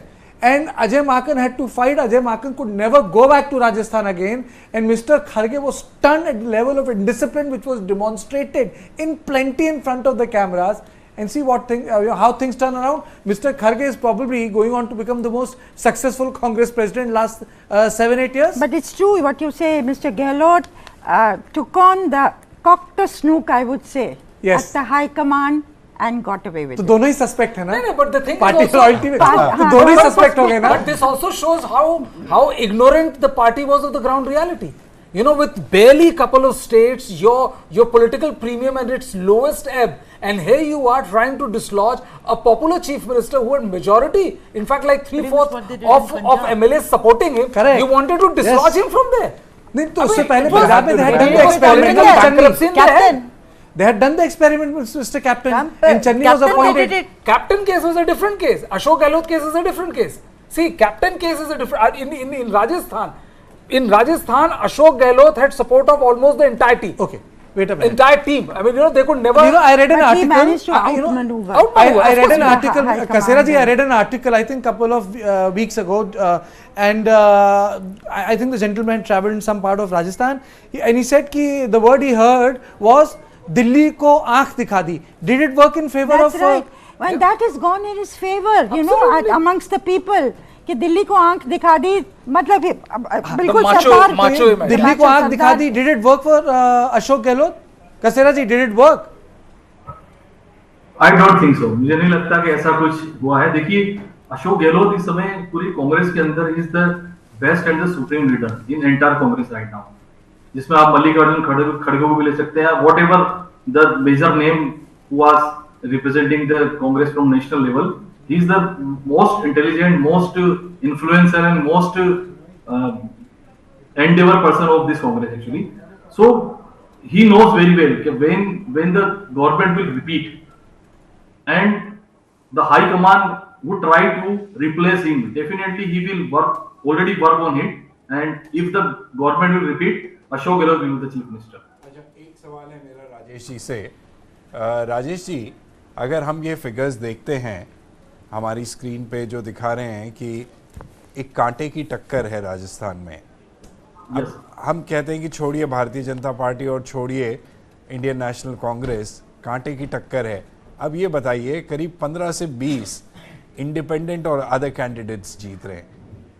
कि सरकार की चाबी in independent candidates के हाथ में है या कहां पे है? हाँ बिल्कुल सर, ये इस वक्त अगर यही फिगर रहता है और 90 से 100 के आसपास कांग्रेस रह जाती है और उनको 10 से 15 अगर इंडिपेंडेंट की सपोर्ट की जरूरत पड़ती है, तो यहाँ पर जो अगर हम देखें पॉजिटिव साइड पे, तो ऑलरेडी चुनाव से पहले जिस तरह से हरीश चौधरी या ज्योति मिर्धा अगर पार्टी छोड़ के गई, क्योंकि उन्होंने हनुमान बेनीवाल को बिहाइंड द कर्टेन सपोर्ट किया और उनको अपने फ्रेम पे लेकर आए. इसके अलावा जो भी बाकी अभी चुनाव लड़ रहे हैं, they are maximum supported to Ashok Gehlot each and every time.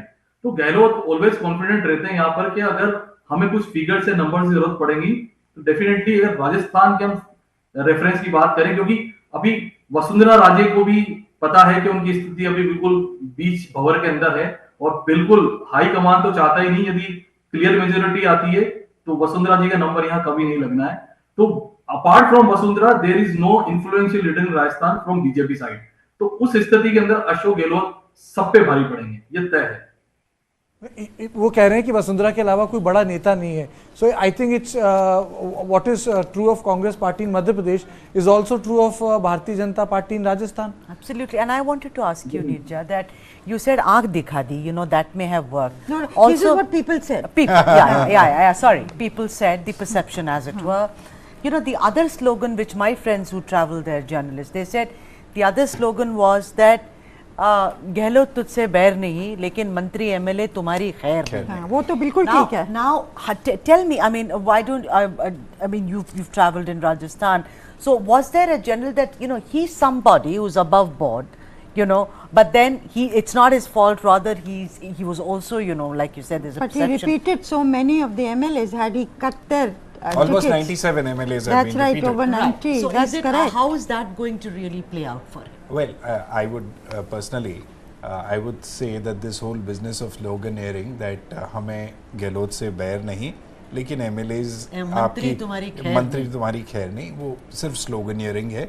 I don't think it is going to translate in this manner on the ground. And particularly if you look at the figures that we are getting on our screen, they do not reflect this emotion that this slogan wants to convey. You remember last time that like Modi तुझसे बैर नहीं, वसुंधरा तेरी खैर नहीं. BJP got 73, and there's a very interesting stats which I want to tell you, Karthikeya.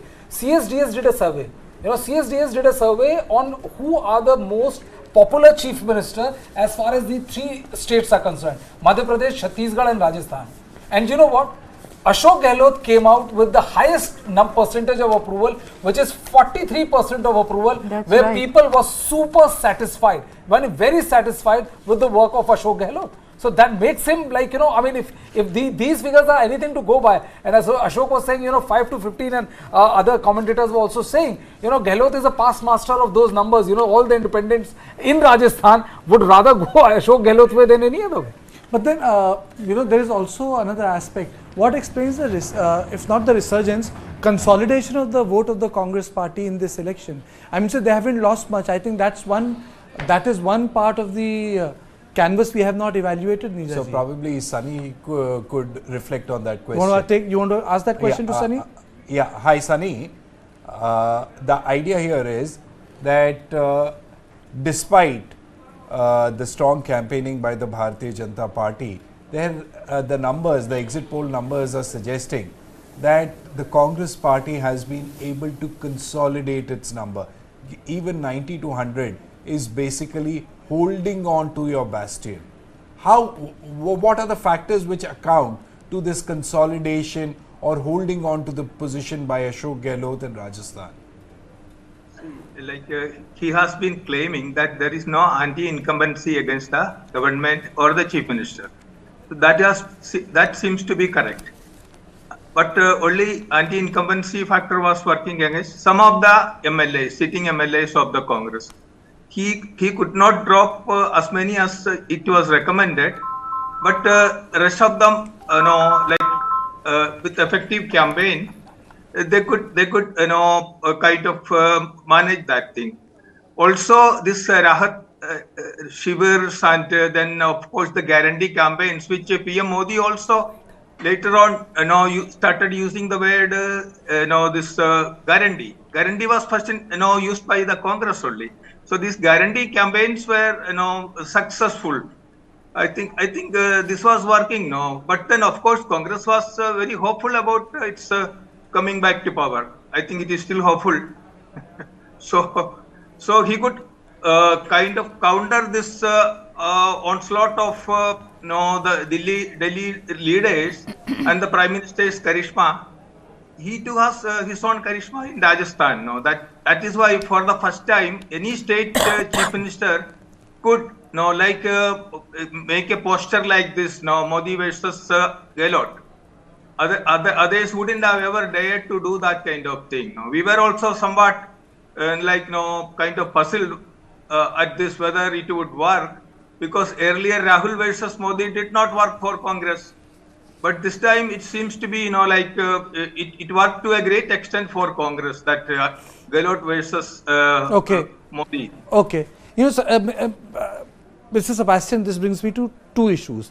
One, अगर कोई party जीतती है तो उसका मुख्यमंत्री होगा, which means that there will be a chief minister. So Neeraj ji, what do you think? Is it going to be Gajendra Shekhawat?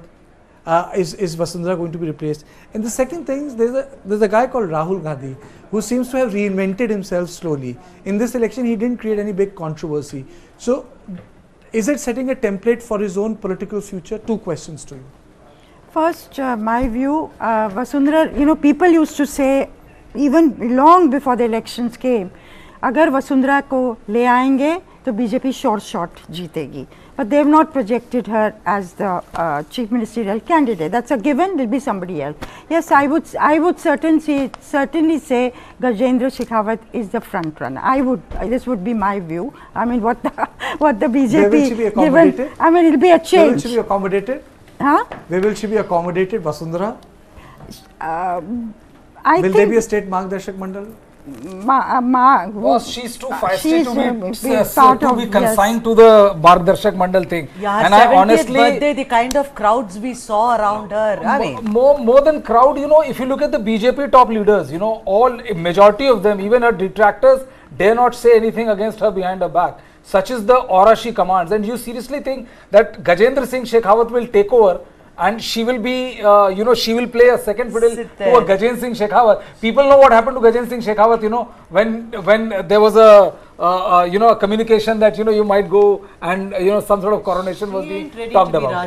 I think I feel that, you know, if you look at her, to command that kind of hold and allegiance of MLAs, despite being out of power for 5 years and out of favor of the high command of the BJP. For 10 years. That says something about her leadership. You must give it to Vasundhara Raje Scindia. But how many options will she have if they make somebody else the chief minister? Will she break the party? Will she be able to break the party?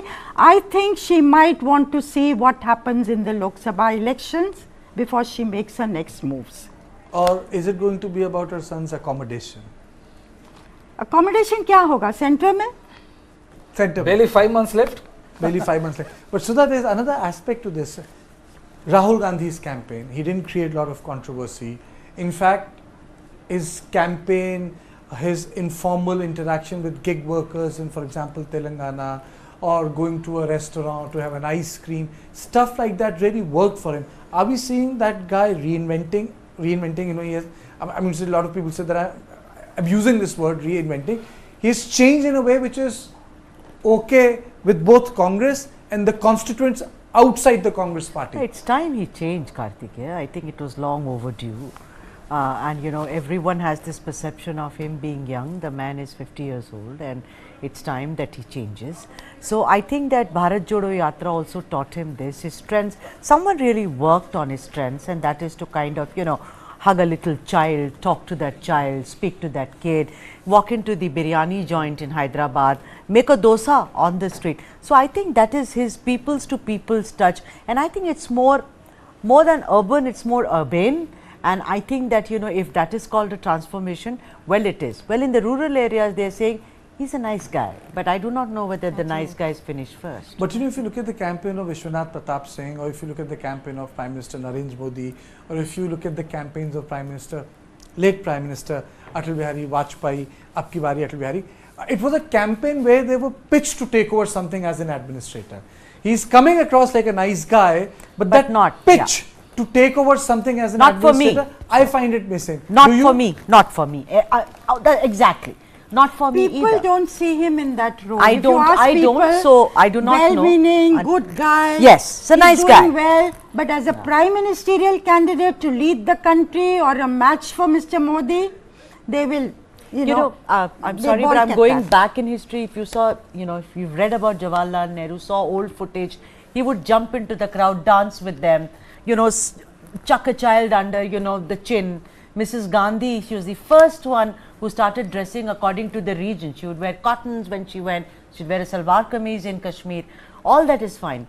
But in all of them, there was an administrative seriousness, which depleted during Rajiv Gandhi's time for me, and it further depleted with Rahul Gandhi. And I think you wanted to say something. No, I'm just saying that, you know, that the people we are talking about are consummate politicians. You know, they learned the tricks of the trade pretty quickly. In the case of Mrs. Gandhi, Jawaharlal Nehru was a people's leader. It was, you know, he had this entire training was a certified thing. Vishwanath Pratap Singh was a consummate leader. Narendra Modi is a leader. You know, all the proven credentials. Rahul Gandhi was a well-meaning guy. Both Indira Gandhi and well-meaning guy, but he was never taken as a serious politician. Then, you know, he resign the majority of the people during Indira Gandhi's tenure, if I'm not wrong? Yes, of course. And she was taken by surprise? What? And she was taken by surprise when he insisted that he wanted to put in his papers Indira Gandhi when he was the chief minister. Who? Yeah. Vishwanath Pratap Singh. Vishwanath Pratap Singh. No, she was. She said Sanjay wanted to become, after she came back to power in 1980, Sanjay Gandhi wanted to become the chief minister. He said he'd sent Akbar Ahmed Dumpy Lucknow. Dumpy got the party to the legislature party to agree. He came back with a resolution. Indira Gandhi said, no way, I want him here. She wanted to groom him as her successor, and the buzz at that time was she may move to Rashtrapati Bhavan in 1982 and make way for him, and she didn't want him to go and get the, the opposition to rake up his story of excesses in the emergency. She wanted him to be, reined in a little. But she ruled it out. Sanjay was all set to become Chief Minister of UP. He wanted to be. So I think that's the first time she said no to her younger son. Okay, and I think we are missing one person in our conversation, and his name is Mallikarjun Kharge Sudha. All said and done, the president of the party should get the credit.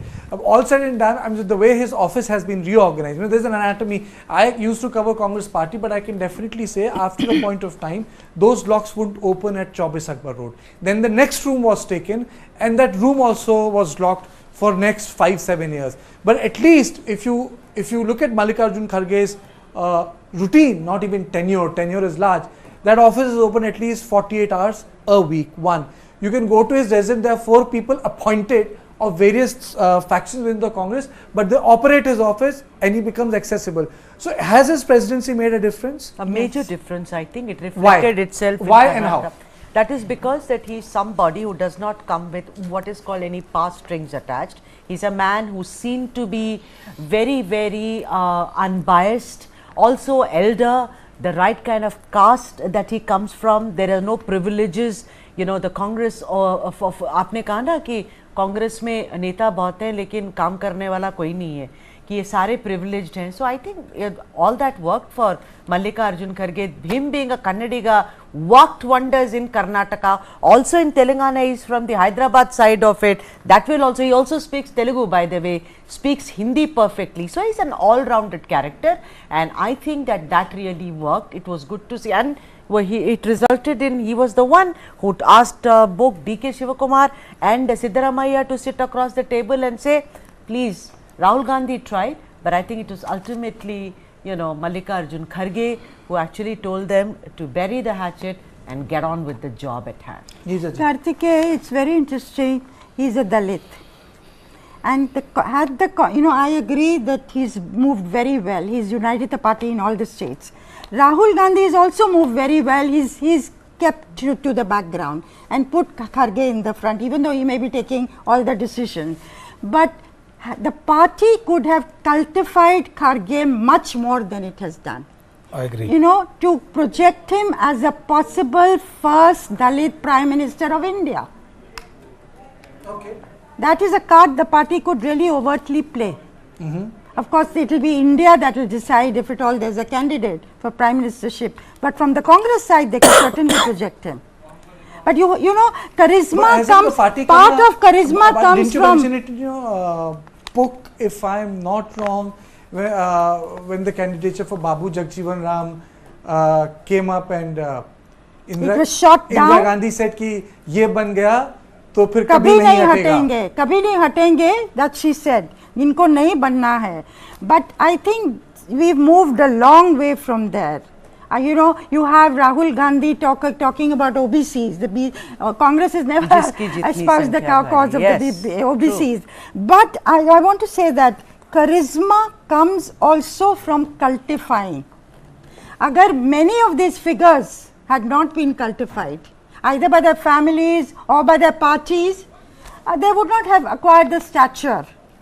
So you build up somebody's persona. That also has a place in politics. So I think the Congress has not done that with Kharge as it could have done. I think they thought right that by making Kharge ticked all the right boxes, and the best part was that they made a Dalit the president of the party, and they put Rahul Gandhi behind the scene because Rahul Gandhi was the target. And when Rahul Gandhi was the target, the BJP had a complete cakewalk. That kind of stopped. With Kharge being the face of the party, when you see him being the leader who's taking all the decisions and all. But if they would have done the part which you're talking about, which is elevated him further, this would have done much better for the Congress party rather than what is being done now. The possibility would have increased manifold. Yeah. I agree completely. Okay. So let me play out a bite of a Congress leader. I don't know what he has to say. Maybe he's disagreeing with the polls. Let us play out that bite. असली exit poll जो है वो चुनाव के परिणाम होंगे, लेकिन चूंकि चुनौतीपूर्ण समय है और मीडिया पर भी काफ़ी दबाव है, लेकिन माय इंडिया एक्सिस का जो सर्वे आया है उसमें तो स्पष्ट तौर पर 121 सीटें कांग्रेस पार्टी को दिख रही हैं, पर मैं समझता हूं कि कांग्रेस पार्टी 150 प्लस सीटों के साथ मध्य प्रदेश में सरकार बनाने जा रही है। तेलंगाना हो, राजस्थान हो, मिजोरम हो या छत्तीसगढ़ और मध्य प्रदेश, हर जगह जो है देश में कांग्रेस की आंधी चल रही है और हर तरह की लहर का सामना करने के लिए मध्य प्रदेश में जनता तैयार है और कांग्रेस की प्रचंड बहुमत से मध्य प्रदेश में सरकार बन रही है। मध्य प्रदेश में जनादेश बिल्कुल स्पष्ट और साफ है। मीडिया को क्यों ये चलाना पड़ रहा है ये अलग विषय है, हो सकता है कि कुछ गफलत भी रही होगी, पर मध्य प्रदेश की जनता ने स्पष्ट बहुमत दिया है और जो मैं जनता को समझता हूं और हमारी पार्टी के जो एग्जिट पोल्स हैं वो बता रहे हैं कि मध्य प्रदेश में कांग्रेस पार्टी प्रचंड बहुमत से सरकार बनाने जा रही है। जन जन का विश्वास जो है और आशीर्वाद आदरणीय कमलनाथ जी और कांग्रेस पार्टी को मिलने जा रहा है।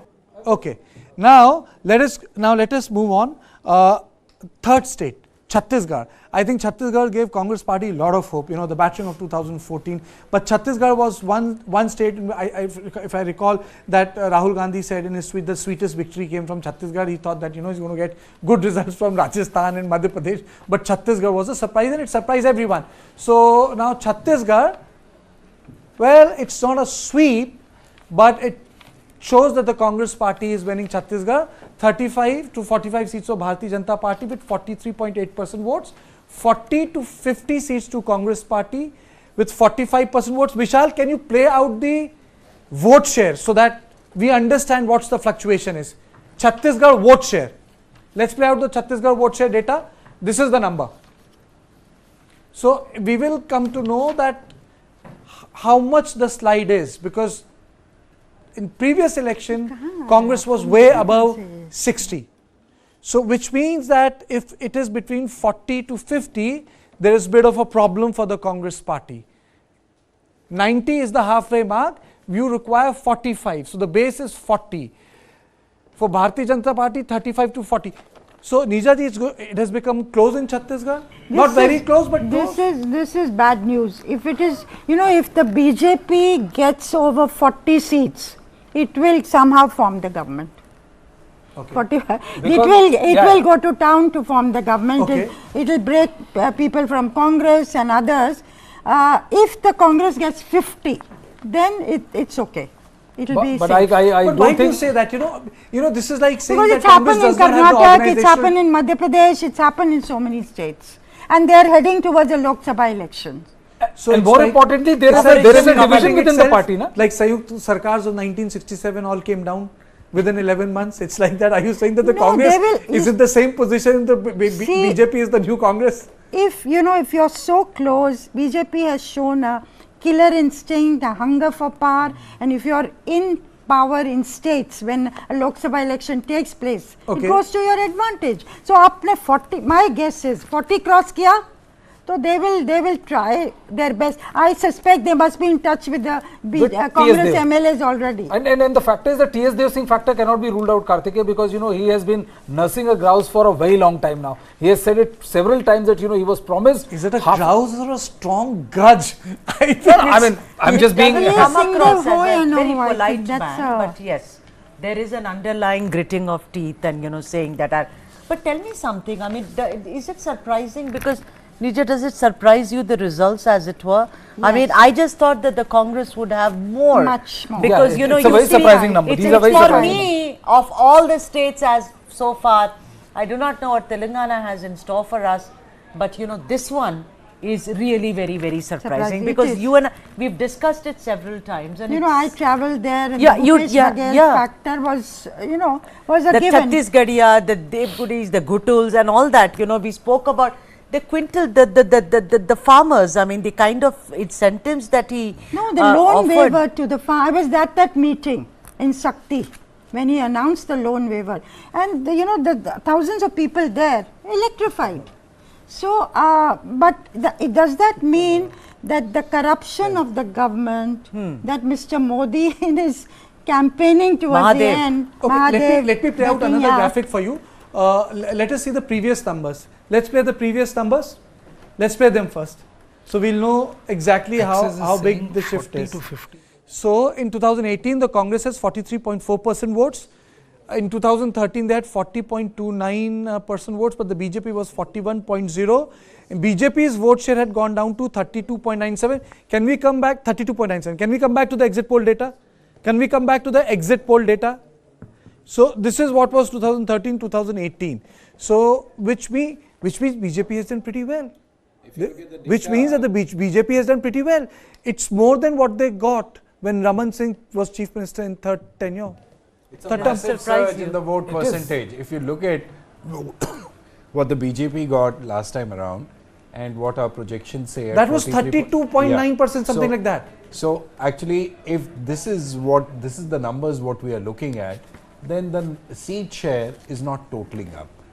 Probably because if you have such a spike in your vote share, it has to translate. May not necessarily translate, but it does reflect on your sheet. And it is when then Raman Singh was not projected. Nobody was projected, and trust me, the party was in shambles. And I think, the way the entire thing was projected out of Chhattisgarh, it looked like, BJP would be in the range of 20 to 30 and Congress would be in range of 50 to 60. But that is not happening, and the figures which are coming out is too close for a call. A 1.2% vote difference and all, and if you look at the fact that if the Congress gets, if the BJP gets somewhere in the range of 40-42, then they're barely 3 or 4 seats away. Or is it because of the fact that Bhupesh Baghel was spent more time outside Chhattisgarh than in Chhattisgarh? If you recall, he had been in charge of multiple states. He had been in charge of multiple campaigns because there were only 2 or 3 chief ministers which Congress had.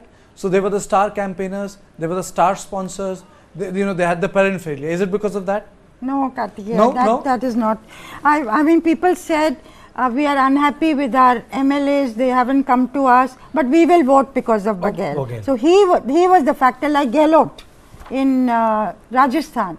It is also competitive, MSP loan that the BJP matched up. And then what they announced, for the women, this will get, and they went from house to house. How many women are there? And each one gets this per year, 12,000 per year, or whatever the figure is. Okay. And how many women? 3. You will get per month this much, or per year this much. 5 saal mein kitna milega? So they did a very effective campaign. Then Baghel on Diwali day upped that amount to 15,000 per year. But the BJP's campaign was more effective. But again, it's competitive welfare measures. True. Okay. Both sides trying to outdo each other. Okay. Yeah. Okay. So you wanted to say something? I wanted to say, ask that if it is competitive welfare, where I pay 500 and you pay maybe 600 rupees, then the personalities matter. The trust factor in the politician matters, and I would like to know from you then what happened. If you look at these figures for Chhattisgarh particularly, doesn't it surprise you? Because then the trust factor in Baghel would be much, because what differentiates you then? No, a certain amount of anti-incumbency would be there, but I did not. I thought it would be around 55. Yeah. Okay. Even we have a bite of T.S. Singh Dev and another leader. I'm sure they must be saying that Congress will do better than this, but let us play out those bites. जब आप government में रहते हैं तो कई ऐसी बातें होती हैं कि आप उम्मीदों पे पूरा खरे नहीं उतर पाते। गवर्नेंस में आप जब रहेंगे तो आपने इतना काम किया, लेकिन जो काम नहीं हुआ वो ज्यादा सामने दिखता है। तो ये एक परिस्थिति हमेशा किसी भी गवर्नमेंट के सामने बनती है। और अभी भी मेरा मानना है, जैसे मैंने पहले कहा, कि काम जो कांग्रेस ने किया है वो आपको 2/3 के आसपास कांग्रेस को दिखाएगा, ले जाएगा। ये दिख रहा है।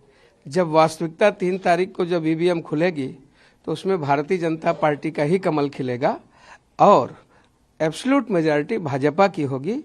विजयश्री की ओर भाजपा ही बढ़ रही है, इसमें कहीं संदेह की आवश्यकता नहीं रहेगी। छत्तीसगढ़ में मैं जमीन तक गया हूं। मैं तो बस्तर के सुदूर अंचलों में, वहां शक्ति केंद्रों में, बूथों तक गया हूं, जहां सब प्रकार के रिस्क होते थे, वहां तक गया हूं। और वहां इस समय सरकार के विरोध में माहौल है, और जिस प्रकार से वहां डीएमएफ में और उनके स्वयं मोहन मरकाम जो पूर्व अध्यक्ष थे उन्होंने आरोप लगाए, विधानसभा में प्रश्न किया। अनेक मुद्दे हैं जो छत्तीसगढ़ सरकार को, भूपेश सरकार बदली जा रही है और नई सरकार के रूप में भारतीय जनता पार्टी आएगी।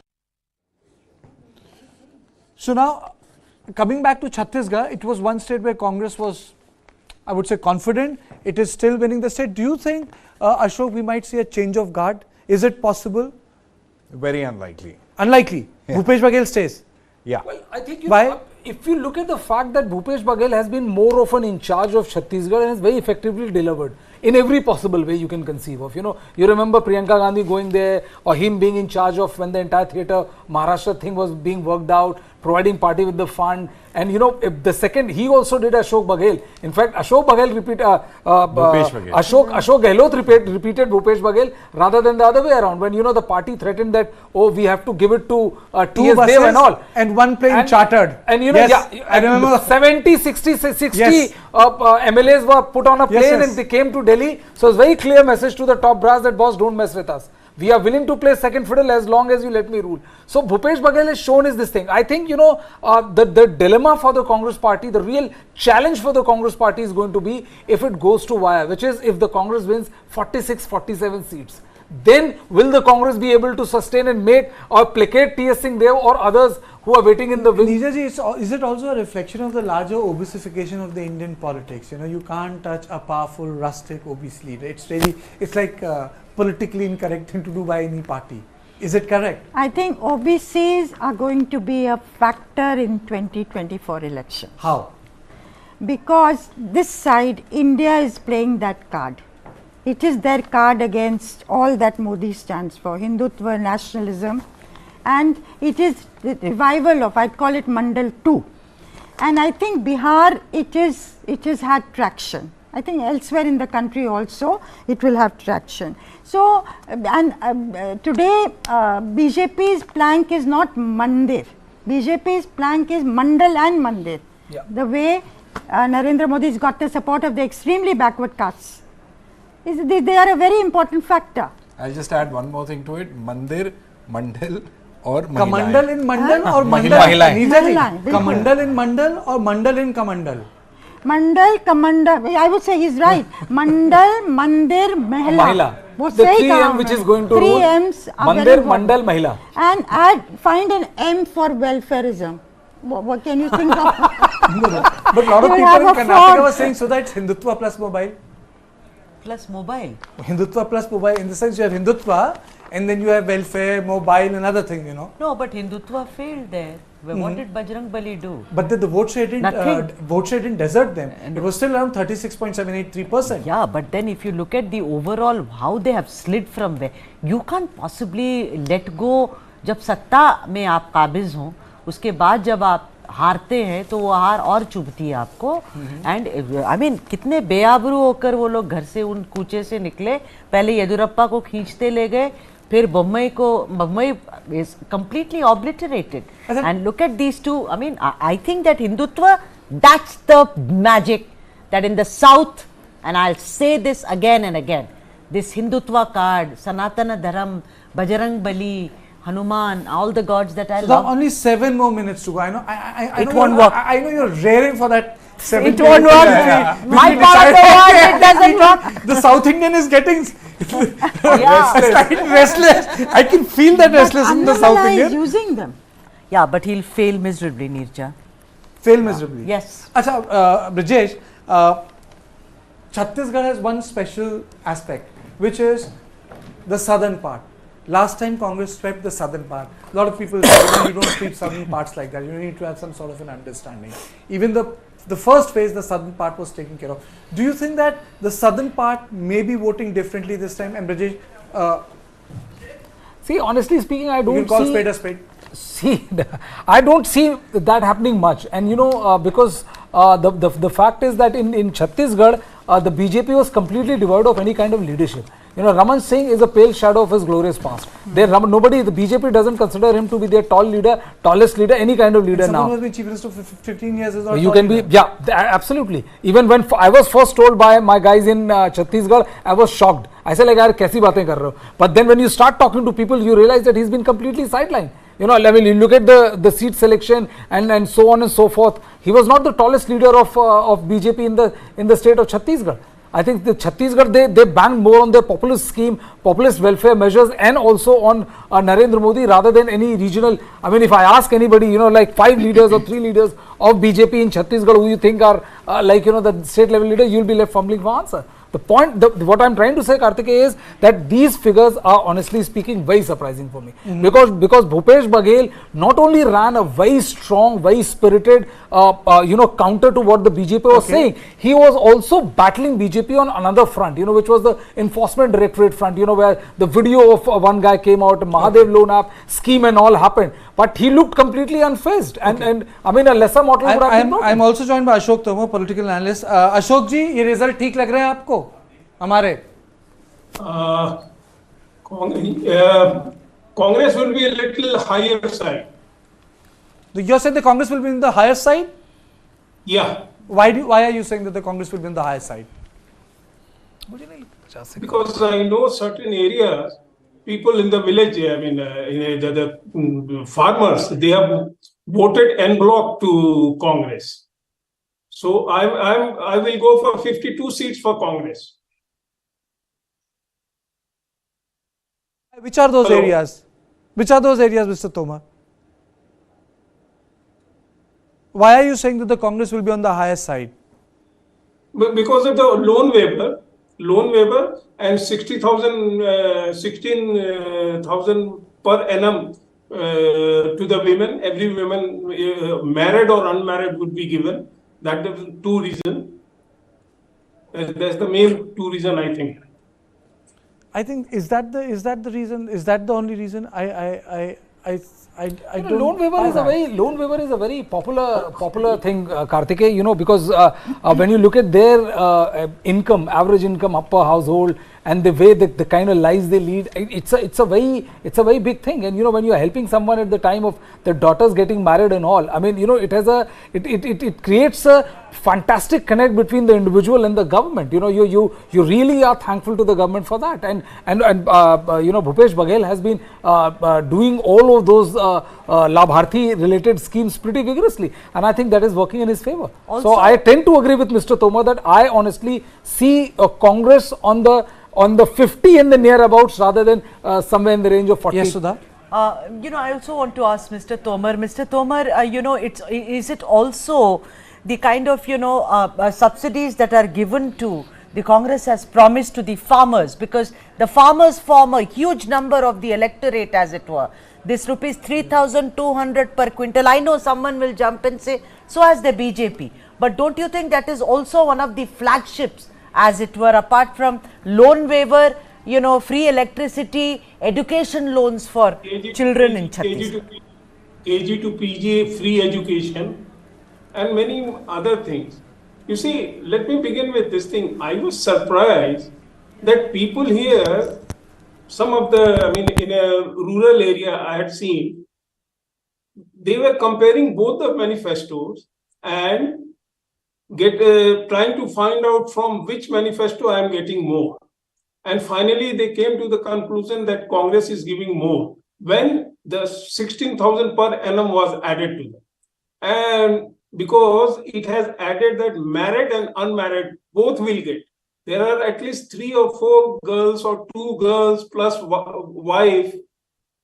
The amount goes very high. It comes to around 50 to 60,000 plus loan waiver, plus MSP, plus KG to PG education, plus medical facilities. A number of things they have given. I am not saying that this is the right thing or a wrong thing which they have, but what both of them have promised, they are giving, and how people are being impressed by that. It is quite surprising that people were so much inclined towards how much they are getting cash from both the parties, calculating, and then trying to vote for that particular party. Okay. Brijesh, now I'm going to shift to the last, because Sudha is raring to go to Telangana. Let us play out the visuals of Telangana and let us play out the numbers which we have got on Telangana. I think that's the state where a lot of eyes are set, because this state is going to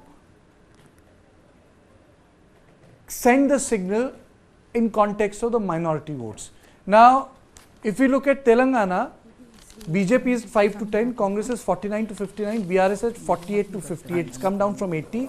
Vote share is BJP 15%, Congress is 41.4%, BRS is 42%. Which means that the BRS, despite slightly more numbers in terms of vote share, is only getting 48 to 58. And Congress with 41.4 is getting 49 to 59, which means they have higher consolidation of vote. Neerja ji, your opening comments. Now this needs to be really absorbed. Congress 49-59 and BRS 48-58. This is what the Satta Bazaar predicted. Absolutely, the Takkar is equal number, and it could go either way. And if it goes the Congress way, it's a very, very major thing happening. To wrest that state that they created, for which they were blamed and they were out of power, both in Andhra Pradesh and Telangana for 10 years, almost 10 years. Going their way will be quite something, and may also indicate the decline of the regional force. Exactly. Which will it, what bearing that will have in 2024 is also going to be interesting. It's like, return of home after 10 years of Vanavas. The home which you created. Right. But then, do you think it's a close fight, or and more than close fight? I think the Congress has come back. If you ask me, Congress has made a comeback in Telangana. Sudha? Yes, it has come back. Break it down for us. I opened the conversation by saying that it's the Karnataka factor, the Karnataka winds which were blowing. But you know what is more interesting here is, look at the BJP 5 to 10 and the BRS 48 to 58. What everybody's been saying, that after all, the BRS is, the BJP is the B team of the BRS. Let the elections, let the results come out. KCR Garu will be, in the BJP office, and both of them are going to shake hands and form the government at any cost to keep the Congress out, because Congress is their common enemy. You talk about statehood. Well, BRS is been, KCR has been fighting with Sonia Gandhi. Day before yesterday, Sonia Gandhi said, in her message, that I was the one, who, for the statehood. Now, he's been crying himself hoarse, saying that I was the one. Yes, day before he was on Diksha. Diksha means where he's, trying to tell people that this was the day when I actually fasted. And he was fasting there. There was a lot of drama. The police was, model code of conduct has kicked, etc. The larger story is that if this happens, then let me tell you that it's going to be the BRS and the BJP. They are going to shake hands. They may, because I did not, because I just thought, but politics is like that. It's a lot of subterfuge, each one calling each other name. So the Congress's resurgence is, of course, because of the Karnataka factor, and also Revanth Reddy got its act together and saw to it that there were no cabals which were there anymore in the Congress party. But the bigger story for me is the BRS and the BJP. And interestingly, where does this leave AIMIM in it? The AIM will always, the thing is that, you see, AIMIM. Because BJP plus is different, exactly. Congress, BRS, others is 6 to 8. But the thing is that he is, if you I look don't at think he'll openly join hands. No, I always see, like lot of politicians, is an opportunist. He's been training his guns equally on Rahul Gandhi as much. Of course, BJP से उनकी टक्कर जो है, कांटे की टक्कर है, बुनियादी सवालों पे है, लेकिन राहुल गांधी को भी उन्होंने नहीं बख्शा. कहाँ यहाँ आ जाते हैं 3 दिन के लिए, फिर वापस चले जाते हैं. So I think OVC, because OVC will win his 7 or 8 seats from Hyderabad, old city, no one can shake him. It's a fact of the matter. They can't. But the point is he's that done work there. In the yeah, there is also ghettoization, some people say, but whatever that may be, people vote for him. So the bigger story is that, Brijesh, that the BRS and honestly speaking, if you ask me, if you compare the numbers, ma'am, if you look at the seats and if you look at the percentage of votes which Congress got last time I mean, it's a phenomenal flip upwards. 41.4, and usually we have seen that when you like, from a 20% you go to 30%, usually the lands, I mean, there's a big slide working in your favor. And with 41.24%, if you are 1 seat ahead of BRS, I think, this number, honestly, if you speak to me, I would, if these are the numbers, I would see Congress somewhere in the range of 65 to 70, nothing less than that. If these are the numbers which you go by. So are you saying, Brijesh, that these numbers also look to you that maybe they can be up? I mean, I would request the PCR to, if they can show us the vote percentage of Congress in the last election. If they show us the vote percentage of Congress in the last election, we will get to know what is the percent increase of the Congress party. Yeah, this is and, what we have. And 2018, from 28%, Yeah. the vote percentage is a 14% massive upward hike. And if you have 14% hike which is going your way, it can go any which way possible. And then there's a 2.5% vote decline of 4% vote decline of BRS. For BRS. 4.87%. So almost 5% of vote loss for BRS, and 28.3, which means that there's 14% vote hike for the Congress party. I honestly don't see figures settling down here. If these are the figures I'm going by, I see Congress in 65 to 70. Karthike, it also shows that a chunk of the minorities have moved away from BRS to the Congress. It also shows that Chandrababu Naidu's vote, Kamma vote bank, has voted for the Congress in many places. He's very unhappy. Some people told me who were fighting there, I'm going to definitely win. 99% I'm through, because these two vote banks are shifted to me. And they have to thank Prime Minister Narendra Modi, because there are many who believe that, when he said that, BRS wanted to come to me, BRS wanted to align to me, not once but thrice, over a decent period of time for people and minority to mull over that, that if this happens, the BRS might actually end up joining the BJP. Sudha, you wanted to say something? Yeah, I wanted to say that it's pretty much, Nirja, what happened in Karnataka, because when they knew that the JDS, I beg your pardon, will shake hands with the BJP, the minorities moved and they voted for the Congress. And ultimately, H.D. Kumaraswamy is sitting with Yediyurappa there. Similarly, here also, they may have voted for the Congress, because they say that AIMIM and BRS is together. So I think that this whole consolidation has happened also, and the last 2 weeks several Muslim organizations, they have come, and there is another thing which has happened. The urban Muslims, 13% Muslim vote, minority votes in Telangana, around 40 constituencies, like Nizamabad, Adilabad. That's larger Hyderabad. Yes. Yeah. Sangareddy, other areas also. all these areas. These are areas. The urban, they are now fed up of ghettoization, like they call it, whether it is branding them as a particular, the way they behave, or of taking advantage of them because they belong to that community. Those are happily moving towards the Congress, because they feel that the Congress as of today, not that they are doodh ke dhule hue, but as of today, and what they have done in Karnataka is that they are not going to sit there and judge us. So a movement has happened in so far as minorities are concerned in Telangana for sure. Okay, let me play out a bite of a couple of important leaders of BRS. I don't think they would have agreed with the poll. Obviously, their line is that they are sweeping, but let's play out their bites. I don't understand what kind of illogical exit poll this is when people are still queued up. People are still voting. What kind of a stupid exit poll is that, where people are all continuing to vote, and now you come out with this and publish it? In a way, indirectly, I can accuse you also of being hand in glove with my opposition, but I'll not go thus far. All I'm going to say is, it's ridiculous of Election Commission of India also, basically to allow for exit polls at 5:30 when people are queuing up to vote till 9. I think it's very, very ludicrous. हर तरफ से अच्छा news आ रहा है और बहुत ही अच्छा news आ रहा है और ऑलमोस्ट हमारे हर असेंबली हल्के में सेलिब्रेशन भी हो रहा है already. Unfortunately for them celebration उनका खाली जाएगा, हमारा तो अच्छे से आएगा, क्योंकि लास्ट टाइम भी यही उन्होंने कंफ्यूजन करने का कोशिश किया था, लेकिन अल्टीमेटली बीआरएस जीती है और इस बार भी बीआरएस ही जीतेगी. जो सर्वे कुछ कम ज्यादा उसमें आ रहे हैं, लेकिन सभी ये बता रहे हैं कि कांग्रेस पार्टी 60 के आगे जाएगी, मेजॉरिटी आएंगी.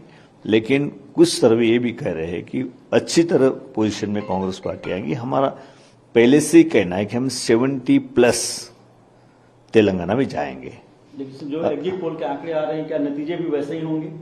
बिल्कुल, नतीजे 100%। 70+ तो हमने पहले से ही, क्योंकि हर कॉन्स्टिट्यूंसी के अंदर क्या स्थिति है इसका जायजा हमने लिया है, बार बार चर्चा हुई है, वहाँ की स्थितियों के बारे में चर्चा हुई है और हमने बड़ी अच्छी तरीके से कैंपेन भी चलाया है, सीट के बारे में भी बड़ी अच्छी तरीके से चयन किया है और हमें पूरा भरोसा है। Okay, so now another data I'll share it with you is about the division, which is how many men and women voted. I'll share that data with you once we put it out. But there is another aspect to the polls in Telangana. The way the state was divided, the way that press conference took place in North Block by P. Chidambaram, and the sort of the split which took place in the Congress party. I think entirely half of the Congress party merged with Telangana Rashtra Samiti then, and then subsequent rise of Jagan Mohan Reddy after his slightly failed Odarpu Yatra after the death of Y. Rajshekhar Reddy. We saw the rise of two individuals, the man who made the Telangana Rashtra Samiti and the president of YSRCP. Neerja ji, do you think with this result, Congress, does it stand some chance, any chance, little chance in the politics of Andhra, or is it still a no-go state where people feel ki yaar state tod diya? You know, it will be very interesting. We were discussing this earlier in the day. The impact of winning Telangana on Andhra. Do people of Andhra still blame the Congress or hold it responsible for the bifurcation of the state? Or have they forgotten that story? Can the Congress reach out to Jagan Mohan Reddy in a new way? We don't know.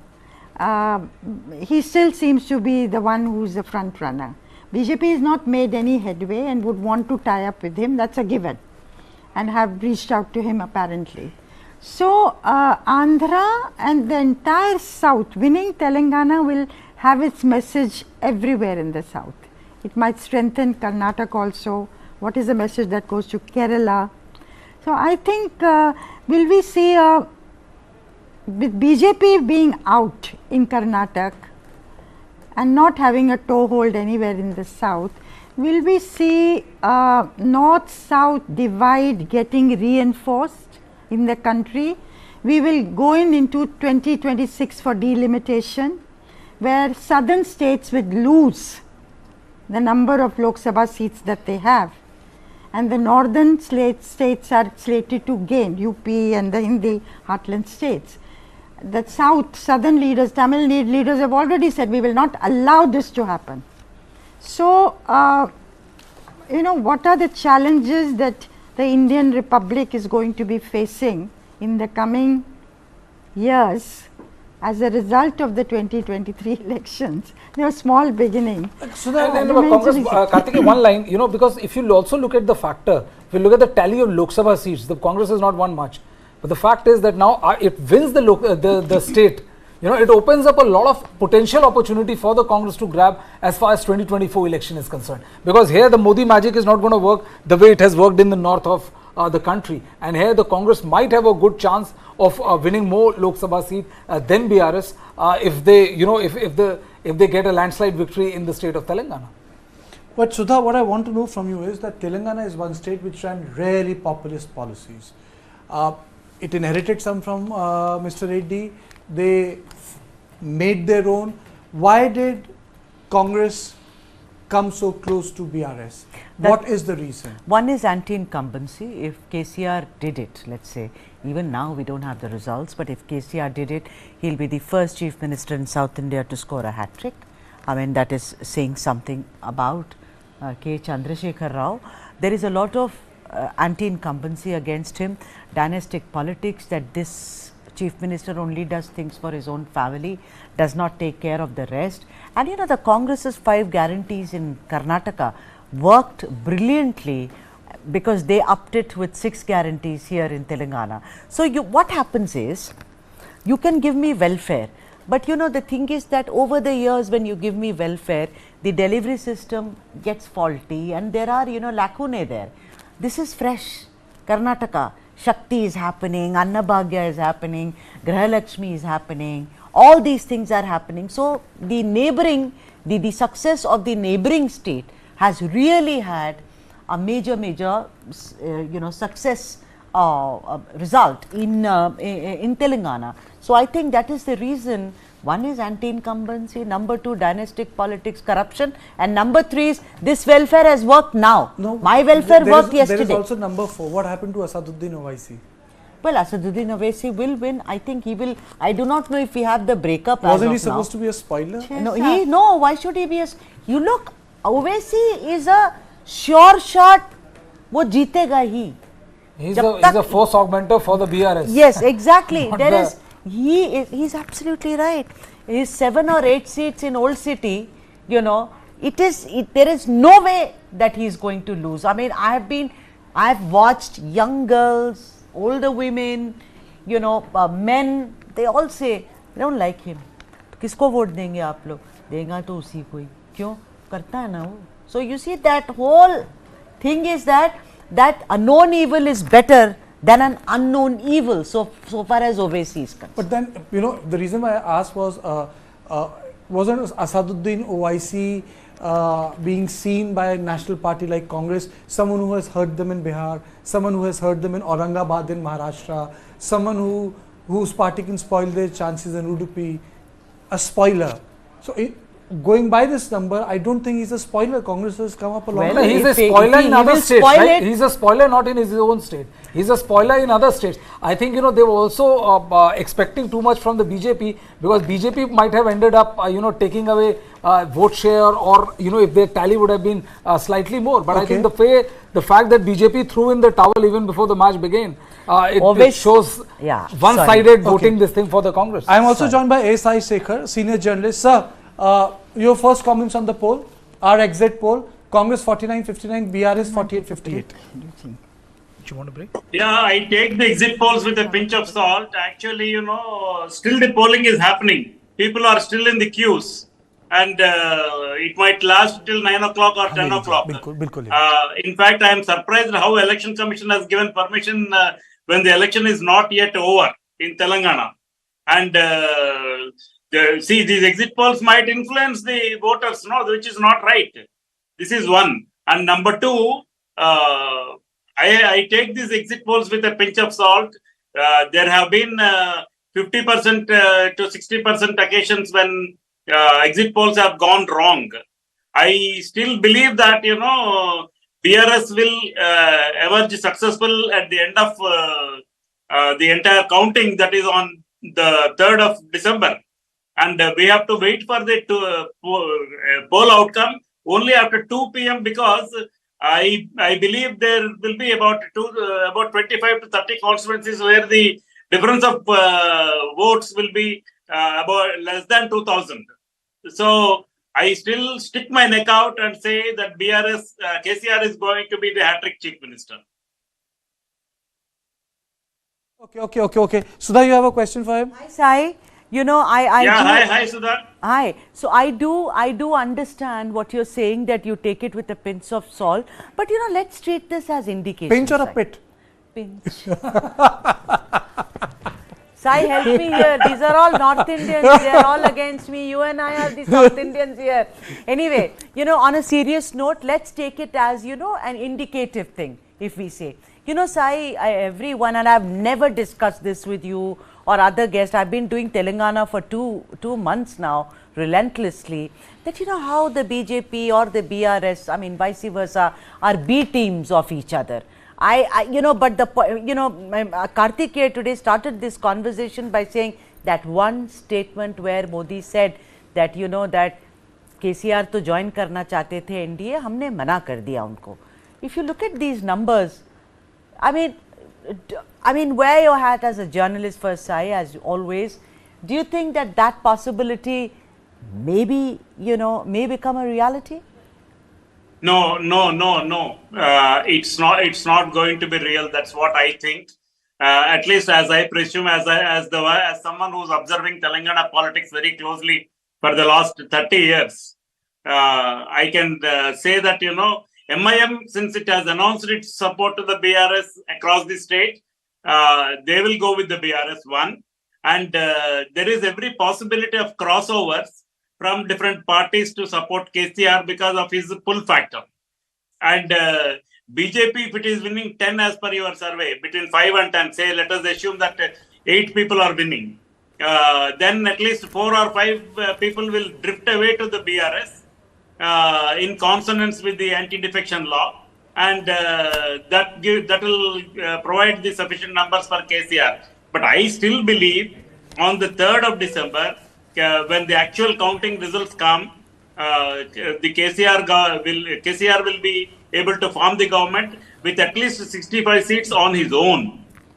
But Sai, just wanted to ask you one question. If you look at the percentage wise and all, what makes you so sure of BRS victory? Because the numbers are very tricky, and most of the exit polls are indicating the same way. What exactly worked in? Okay. Listen, most of the exit polls can go wrong, and they have gone wrong on many occasions earlier.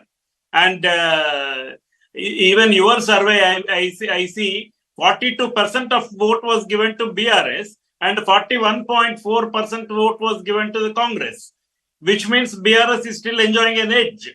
And the polling is still continuing, Karthik. So I still believe that, you see, the 41.4% was given to the Congress and 42% was given to the BRS and 1.6% to the others. So I think, and BJP has been given 15%. Whose vote have they cut into? So I believe that KCR is going to form the government. You've spoken about the BRS, you've spoken about the BJP. What about the Congress? Do you think, would you agree? Okay, fine, we'll take 10% here and there, which is huge when it comes to Indian elections. But do you think that the Congress, would you call it the resurgence of the Congress party in Telangana? If you remember, we have discussed this. It was a divided house with Revanth Reddy running helter-skelter, and suddenly because of the Karnataka factor, somehow it's got a kind of a rush that it's able to do what it has been, if you go by these numbers, Sai. Yeah, Congress has proved that it is resurgent. There is no doubt about it. No. And there is, what I have not factored in was the political fatigue. BRS has been there in power for the last 10 years. Though they successfully implemented most of those promises which they have made to the people in their earlier manifestos and elections, there is something called a credibility factor. So I still believe that, Congress, as you rightly pointed out, Congress may have proved to be resurgent, but then not to the extent of forming the government here. Congress has several loose candidates. They have given 22 tickets to, people who have just then joined on the eve of announcing the tickets. So how many of them will stay glued to the Congress is another thing. Because for negotiating the ministerial berths, it is easy to talk to KCR in Hyderabad rather than to, do some pyrrhic business in Delhi. Thing is, Sai, that before I let my other colleagues also ask you some questions, it is about winnability. Like I said, that one has been following Telangana for the longest time. The Congress was very, very clear. For instance, when it came to Ponnala Lakshmaiah Garu, they said very clearly that he's senior, 45 years in the party, but then if he can't win elections, he can leave. The same happened with the BRS also. Look at Komti Reddy, Rajagopal Reddy. So the point is that the Congress, it is not just the Congress that we need to be cherry picking on, but all the other parties. It's about winnability. What you said on my show this afternoon at noon. You said this is politics, Sudha. It's not charity. Winnability is the factor. And KCR has taken a major risk by fielding candidates who have got an anti-incumbency, a large-scale anti-incumbency against them. And he took a calculated risk.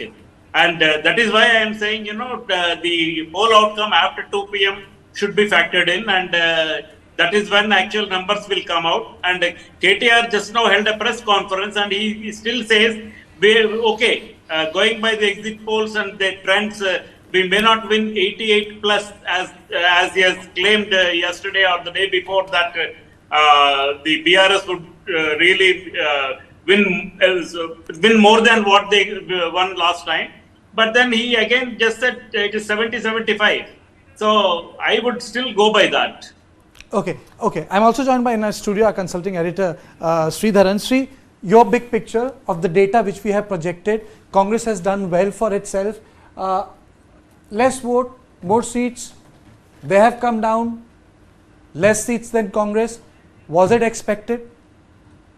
Well, Kartikeya, I think as my co-panelists have already mentioned, there has been some sort of a fatigue with the BRS government. She says it's Karnataka effect. It definitely, I think it's a spillover. We are bordering a neighboring state, but I think more or less it's the issue that people have, the voters of Telangana have with is, you can boil it down to their fatigue with the BRS government. But having said that, let me also say that Congress, while these are exit poll numbers, obviously these are from people who voted coming out of the booths. But my sense still is, in terms of the machinery which would have worked to actually make sure that people come into the booths and vote for that particular party, I think, correct me Sudha if you're wrong, but I think BRS probably has a far stronger machinery than Congress, and therefore it's one thing to say that people are unhappy with BRS, but have you been able to really get those people who are unhappy with BRS to come in and make their displeasure known in terms of the ballot boxes, in terms of the machine, the buttons you're pushing on the voting machine? So I think, Sai Shekhar mentioned about, KTR's press conference where he's expressed confidence. I would not underestimate their, pulse of the voter. So I would still say, if I were to stick my neck out, I would say that we'll probably see the return of BRS government. Okay, that's what you're saying? I'm sticking my neck out and saying that. Okay, you're sticking your neck out and saying that. Sai, my question to you is slightly different. Congress made an investment in Revanth Reddy. A lot of people in Delhi criticized the Congress High Command for that. Number of stories came. Has it paid off? And Revanth Reddy, when no one supported him, it was Rahul Gandhi's office who was supporting Revanth Reddy. Yeah, so has it paid off is a tricky question, because we have to see the total number of seats won by the Congress on the 3rd of December, and they are harping on Rahul Gandhi's Bharat Jodo Yatra and Revanth Reddy's rabble-rousing ability. And Congress has too many chief ministerial candidates. Nobody, and Revanth Reddy is not an original congressman. Revanth Reddy has been imported from the TDP. So there is a resentment over his leadership within the Congress. Madhu Yashki Gaud opposed the same. Uttam Kumar Reddy squabbled with him openly while Sai, is Madhu winning? Tickets. Is Madhu winning? I doubt.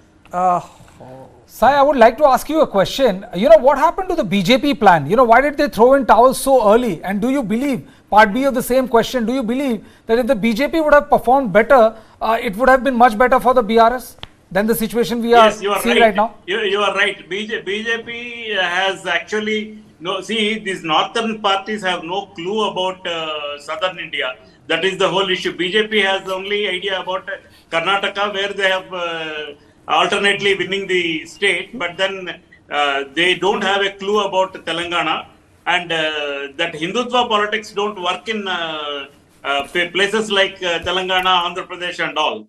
So BJP has, I think, somewhere thrown in the towel, and they are not able to pull it through the way they were claiming to be doing so well. And I still believe that, BJP has cut into the votes of the Congress, anti-government vote, and BRS might, scrape through in quite a few number of constituencies when the actual results come. I think you are saying the same thing. I heard Sri say the same thing in a different way. So one thing which I want to ask Sai is, Sai, initially when you see the momentum which BJP had when Bandi Sanjay was leading, the campaigning, it seemed very, very aggressive. and then there was a change in the leadership, local leadership at BJP level. How much of that is a factor to your mind in terms of what the exit polls are now showing? The problem with the Congress and the BJP is the same. See, KCR has been a mass leader and also a class leader. So is his son. So is his nephew. So BJP has brought a rabble rouser who is not articulate. He cannot speak and communicate to the people. So he has only provoked the sentiment among the people. Not because of people also responded to him, and he could levitate the BJP from 0 to 20%, and that is where it stopped. But same is the case with Revanth Reddy. But then why Congress is looking up, showing up such large numbers is a question. This is because of the calculated risk KCR has taken in renominating at least 25 to 30 MLAs who have anti-incumbency. Though he is aware of it, he reposed confidence in them because they might drift away to other parties if he denies tickets to them.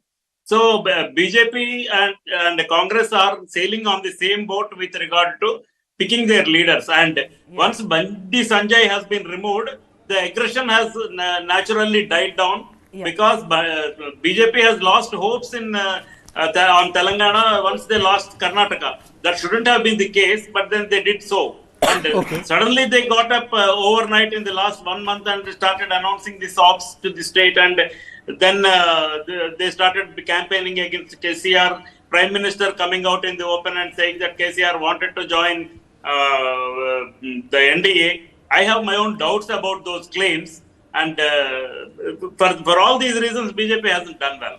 Okay, so my question to you, do you think that these elections in Telangana revolve around the Chief Minister?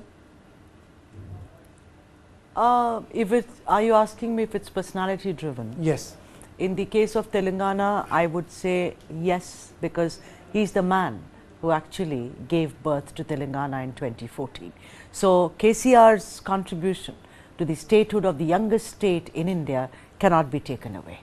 But then when that personality also disintegrates into son, daughter, nephew, so and so, it is perceived as Parivarvad, dynastic politics. Top it up with a little, think of it as an ice cream. Top it up a little with corruption, with a lot of ennui, boredom, and like a lot of people say that he was unapproachable in the second part of his tenure. The thing is that this has been going on since COVID, where he was there in his residence, and he was at the farmhouse. But the thing is that, I think that's the case with most people, that, which chief minister is that way Stalin approachable? You'll be surprised. You can't go anywhere close to Udayanidhi or Stalin.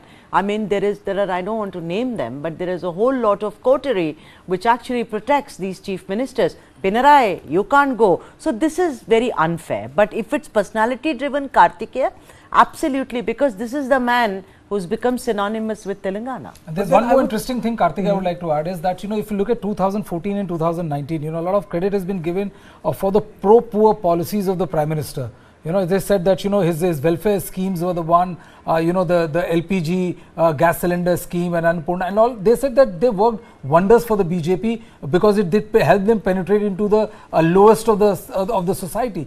When I went there, and I toured Telangana twice, one common frame which I heard from almost everybody, including a couple of BJP leaders, was that what BJP or the Prime Minister did in offering as a Revadi or as a Labharti scheme, KCR did it +2. And it was not like that the KCR schemes came after the Prime Minister or the central scheme came. They were there in place much before the BJP announced. So Labharti wise, he was pretty much sorted than any other political party in this country. Welfare king, welfare Raja. Can I say that the way Bharatiya Janata Party ran down KCR, it ultimately helped the Congress party? If you recall Rahul Gandhi's campaign in 2007, I think 2012, in which he said Hathi note khata hai. So nothing happened to the Congress party when Akhilesh Yadav went on to become the chief minister. Sri. So the peculiar thing about our politics I heard him is... say. No, of course he did. Hathi note khata hai. Yeah. Hathi kya khata hai? Note. Note. Note. No, but I think the peculiar thing about our politics is that the moment you start attacking someone personally, deriding someone personally, it often doesn't work.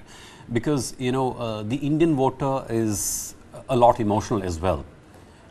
So I don't think anyone has really gained much. Sudha, you can add to that. If you really take on, personalities, attack them, berate them, try to assassinate their character, to my experience, it has not paid much dividend. Whereas I think what has worked for Congress in Telangana clearly is the template which they very successfully implemented in Karnataka, where people saw that within a month of the government coming, the first cabinet meeting, many of these schemes were all approved. So, and you must not forget that it's a very homogeneous kind of a people and relationship that exists between Telangana and Karnataka, where people have seen that this is actually played out, what they had promised has actually been done. So that is something which, to my mind, when I speak to people there, that is something they talk about. So I think that's something which Congress has clearly leveraged. That is the reason why also, I mean, most of these schemes also, or the accusations of Prime Minister or the BJP's attempt at the macho Hindutva drive which they got to push post the GMHC polls, where they thought that, they are a force in reckoning. It was a very surprising turn of events. Bandi Sanjay was dropped. Till now, nobody knows why he was dropped. And then you brought in J. Kishan Reddy, who seems like a very pale shadow of the aggressive Bandi Sanjay, and it looked like the BJP for a change. It doesn't matter whether they're losing all. Like in Delhi, they lose 63-7 or 67-3, but their policy is in place. But in Telangana. Okay, so let me put this from the perspective of the Bharatiya Janata Party. We have talked enough of the BRS. The South was a bastion. If you look at the map in 2014-2019 Lok Sabha elections, Sudha, West Bengal, Odisha, Mamta Banerjee, Naveen Babu, Jagan Mohan Reddy, and then KCR, then you had Stalin, and then you have Pinarayi. So the whole East Coast, as I would say, was not under their control politically. Then in South, they lost Karnataka. So what has happened to BJP's southern surge, and why that surge has stopped? Is South behaving differently? Does South thinks differently? South thinks differently. But the South is diverse, huh? It's like those. You don't have one type of dosa. No, it's diverse. No. The main difference is what in the North is called revdi. I take great umbrage at that. It's not revdi for us. It's welfare politics. Okay. You have 2 rupees. I'm poorer than you. You give me 1 rupee. Okay. Right? So the sari and the vesti and the munde. Add this to the answer. Where is BJP failing? BJP is failing because it's seen as a North Indian dhoti party. I'm going to use this. I live in the North. So, no, but then they have succeeded also in the state of Karnataka. They succeeded in Karnataka by all means. Because the Congress was completely in a shambles there. But things that let's look at Karnataka. What did not work for them? The 40% Sarkara was not so much of a problem as Bajrang Bali was. Because the South thinks, I mean, let's not talk about Kerala, I'm not going there. The beauty of the South, much like the beauty of our country, is that we have the, remarkable scintillating temples, we have great architecture, Bredishwara, Madurai Meenakshi, Kanchipuram, all of them. But we are not in the sense we are not incensed by the kind of religiosity that is thopoed on us by the North, that you have to do it this way, because that's not how we look at it. Another thing, language binds us. This I keep telling everybody. Today I was showing Vinod the picture of an old woman. I said, where is she from? So he said, South. I said, okay, which caste? Which religion? He said, I can't tell because my mother also wears this. I said, so does my mother. So then I said, she's from the minority community. So, the language, the way we dress, there is hardly any kind of a difference there, and that is our view. You will never figure out. Okay, Sri. So, speaking specifically of Karnataka, Kartikeya, I think one reason why BJP lost in Karnataka, I don't think the 40% Sarkara was something, which would have stuck, because every Indian voter knows that government has to do what it has to do to run the party and do its thing. I think what really, happened is basically the Yedurappa factor, to my mind. Sidelining a man like him, removing him as the chief minister 1.5 years before the state was to go to poll, therefore, in some sense, upsetting the Lingayat community. I think those were, larger factors where people felt that the local leaders that we respect and look up to are not the ones who are really driving the election, but you have, people from Delhi coming in and trying to run the election. So I think that was one of the factors, which probably led to, BJP's... And then there was BL Santosh, who was the local guy, who was the local factor, and he tried to engineer a new version of the party too close to the election. And if you talk to people, majority of this 40% Sarkar doesn't stick.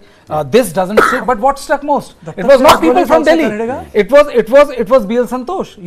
The fact that he tried to sideline. He was the one who tried to sideline Yedurappa completely, because he said that I am building a new party from scratch, and this is what landed BJP in this big soup. Basically, Videsh, what was the that tickle in Madhya Pradesh has been cut to but what I'm trying to what I'm trying to say is that very often we get swayed away by the emotions. The fact is that the Delhi was misled by BL Santosh into thinking that this is what is going to happen. Look at my protege, he won an election, he became a member of parliament. I'm going to get all seats and I'm going to win election from you. Wait a minute. For you, and look what happened. Acha, Sai, I'll go to Sai. Sai, a lot of people, people say that, depending on the decade, that Delhi ka rasta is Rajdhani se aata hai.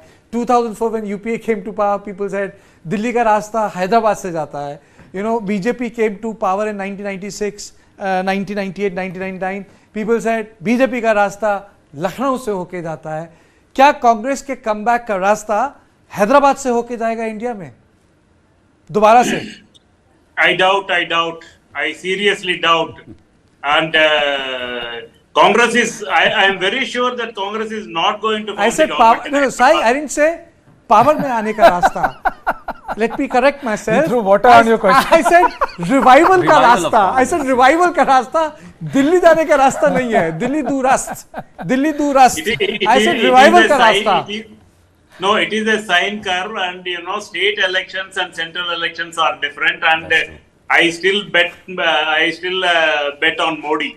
Modi is going to make it in 2024 in Delhi, and Congress is not going to, because Congress has formed that INDIA. INDIA as it is did not contest in these states.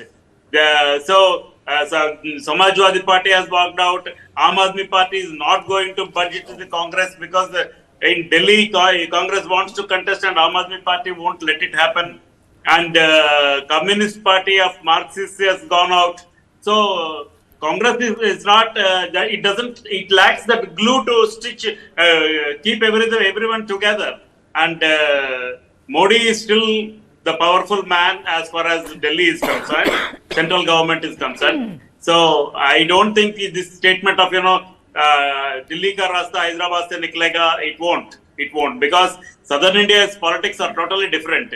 Only thing is, they might go with the wind, they might go with the flow, but at the same time, it won't be in the manner in which you are talking about. Okay, they might go with the flow, but my question is premised on the fact that for the first time, if this is the victory, a lot of people will analyze it. We'll see how many, how big a chunk of minorities, Muslims to be precise, voted for the Congress party.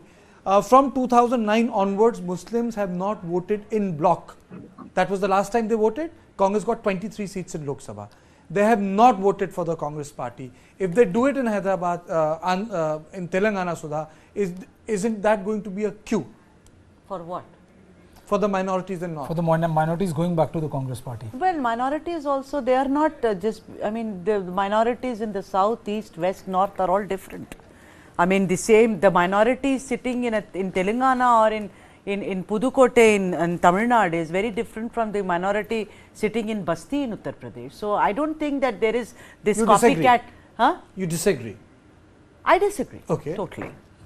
I personally feel that yes, if the BJP is able to get, or the Congress, I beg your pardon, is able to get majority of minority votes, it's a clear signal of what is happening also in the north. And we may differ on the styles. We may say that Bajrang Bali doesn't work, but we also know that every time you see Yedurappa, he is lying at the feet of any of those seats. So what makes for temple in North India, seats make up for that. So other than imagining that things are different, it all works towards the way. There's certain status, certain things which don't work. I agree, but it's not like it's 80-20 or that kind of thing. And if minority of in the state of Telangana votes for the Congress party, it will be in sync with what we are hearing in the state of Bihar, in the state of Uttar Pradesh and others, where minorities have started warming up to the Congress party as an effective alternate to other regional parties. Very quick, Krishna. Well, because you see what he said, but I totally, I mean, please understand, Sanatana Dharma was not even mentioned once by Narendra Modi in Telangana election. No, it's because it doesn't matter. It doesn't matter in the south. It may have a quick learner. He realized his folly in Karnataka. No, absolutely. So that's one of the points I want to make, which is that the electorate in South in general is not sharply divided on religious lines or so it's very hard to sway them if you just appeal to them in terms of community and religion. So don't work. So I think Udupi an exception? One reason is slightly more educated, literacy levels are higher, so people are more focused on development. What am I getting as from the state? So those become more important factors. And in general, I think the South wants to have a peaceful community and communal relations. So basically, there's a consensus here that the South thinks differently. It does. From the other parts of country. So don't go away. We'll be back after 15 minutes. But I think the sum in total of the exit poll, which the Polstrat has done for us, is that the Congress is winning Telangana, Congress is winning Madhya Pradesh, Congress is winning Chhattisgarh, and BJP is going to win Rajasthan. And the fight is close, as I said, in Rajasthan, 100 to 110, 90 to 100. I would say BJP is a clear winner. I think they can gain.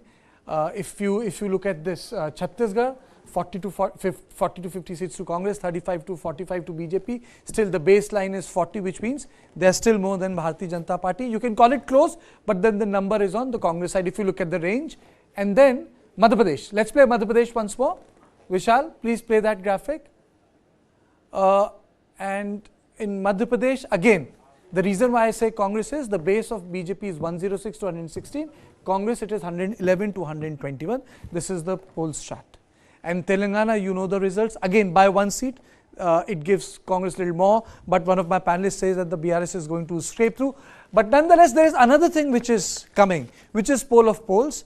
Join us at 8. And we're going to take you all the exit polls that have been done in the country, at least majority of them, the reputed ones. They may differ, but that's the fun of doing election in India, and that's the fun of doing exit polls. So stay tuned. I'll be back at 8. Thank you, all of you.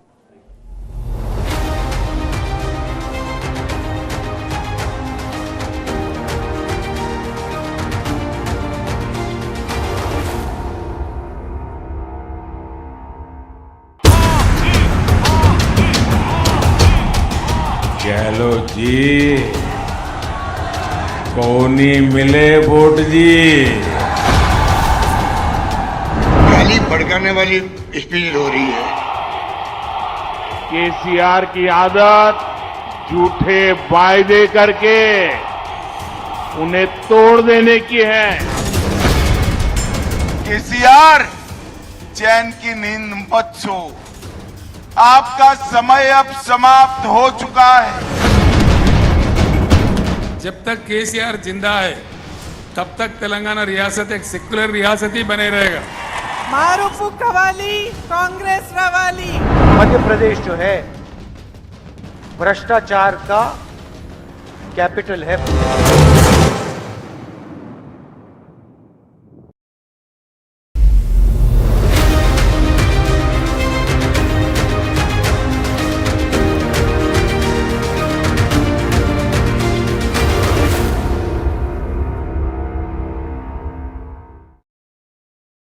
असली exit poll जो है वो चुनाव के परिणाम होंगे, लेकिन चूंकि चुनौतीपूर्ण समय है और मीडिया पर भी काफ़ी दबाव है, लेकिन माय इंडिया एक्सिस का जो सर्वे आया है उसमें तो स्पष्ट तौर पर 121 सीटें कांग्रेस पार्टी को दिख रही हैं। पर मैं समझता हूं कि कांग्रेस पार्टी 150 प्लस सीटों के साथ मध्य प्रदेश में सरकार बनाने जा रही है। तेलंगाना हो, राजस्थान हो, मिजोरम हो या छत्तीसगढ़ और मध्य प्रदेश, हर जगह जो है देश में कांग्रेस की आंधी चल रही रही है और हर तरह की लहर का सामना करने के लिए मध्य प्रदेश में जनता तैयार है और कांग्रेस की प्रचंड बहुमत से मध्य प्रदेश में सरकार बन रही है। मध्य प्रदेश में जनादेश बिल्कुल स्पष्ट और साफ है। मीडिया को क्यों ये चलाना पड़ रहा है ये अलग विषय है, हो सकता है कि कुछ गफलत भी रही होगी, पर मध्य प्रदेश की जनता ने स्पष्ट बहुमत दिया है। और जो मैं जनता को समझता हूं और हमारी पार्टी के जो एग्जिट पोल्स हैं वो बता रहे हैं कि मध्य प्रदेश में कांग्रेस पार्टी प्रचंड बहुमत से सरकार बनाने जा रही है। जन जन का विश्वास जो है और आशीर्वाद आदरणीय कमलनाथ जी और कांग्रेस पार्टी को मिलने जा रहा है। जब आप गवर्नमेंट में रहते हैं तो कई ऐसी बातें होती हैं कि आप उम्मीदों पे पूरा खरे नहीं उतर पाते। गवर्नेंस में आप जब रहेंगे तो आपने इतना काम किया लेकिन जो काम नहीं हुआ जो वो ज्यादा सामने दिखता है। तो ये एक परिस्थिति हमेशा किसी भी गवर्नमेंट के सामने बनती है। और अभी भी मेरा मानना है, जैसे मैंने पहले कहा, कि काम जो कांग्रेस ने किया है वो आपको 2/3 के आसपास कांग्रेस को दिखाएगा, ले जाएगा। ये दिख रहा है जब वास्तविकता 3 तारीख को जब ईवीएम खुलेगी तो उसमें भारतीय जनता पार्टी का ही कमल खिलेगा और एब्सोल्यूट मेजॉरिटी भाजपा की होगी। विजयश्री की ओर भाजपा ही बढ़ रही है, इसमें कहीं संदेह की आवश्यकता नहीं रहेगी। छत्तीसगढ़ में मैं जमीन तक गया हूं। मैं तो बस्तर के सुदूर अंचलों में, वहां शक्ति केंद्रों में, बूथों तक गया हूं, जहां सब प्रकार के रिस्क होते थे वहां तक गया हूं। और वहां इस समय सरकार के विरोध में माहौल है। और जिस प्रकार से वहां डीएमएफ में और उनके स्वयं मोहन मरकाम जो पूर्व अध्यक्ष थे उन्होंने आरोप लगाए, विधानसभा में प्रश्न किया, अनेक मुद्दे हैं जो छत्तीसगढ़ सरकार को, भूपेश सरकार बदली जा रही है और नई सरकार के रूप में भारतीय Janata party I. I don't understand what kind of illogical exit poll this is when people are still queued up. People are still voting. What kind of a stupid exit poll is that where people are all continuing to vote and now you come out with this and publish it. In a way, indirectly, I can accuse you also of being hand in glove with my opposition, but I'll not go thus far. All I'm going to say is it's ridiculous of Election Commission of India also, basically to allow for exit polls at 5:30 when people are queuing up to vote till 9. I think it's very ludicrous. हर तरफ से अच्छा news आ रहा है और बहुत ही अच्छा news आ रहा है और ऑलमोस्ट हमारे हर असेंबली हल्के में सेलिब्रेशन भी हो रहा है already. Unfortunately for them celebration उनका खाली जाएगा, हमारा तो अच्छे से आएगा, क्योंकि लास्ट टाइम भी यही उन्होंने कंफ्यूजन करने का कोशिश किया था, लेकिन अल्टीमेटली बीआरएस जीती है और इस बार भी बीआरएस ही जीतेगी। जो सर्वे कुछ कम ज्यादा उसमें आ रहे हैं, लेकिन सभी ये बता रहे हैं कि कांग्रेस पार्टी 60 के आगे जाएगी, मेजॉरिटी आएंगी। लेकिन कुछ सर्वे ये भी कह रहे हैं कि अच्छी तरह पोजीशन में कांग्रेस पार्टी आएगी। हमारा पहले से ही कहना है कि हम 70+ तेलंगाना में जाएंगे। लेकिन जो एग्जिट पोल के आंकड़े आ रहे हैं, क्या नतीजे भी वैसे ही होंगे?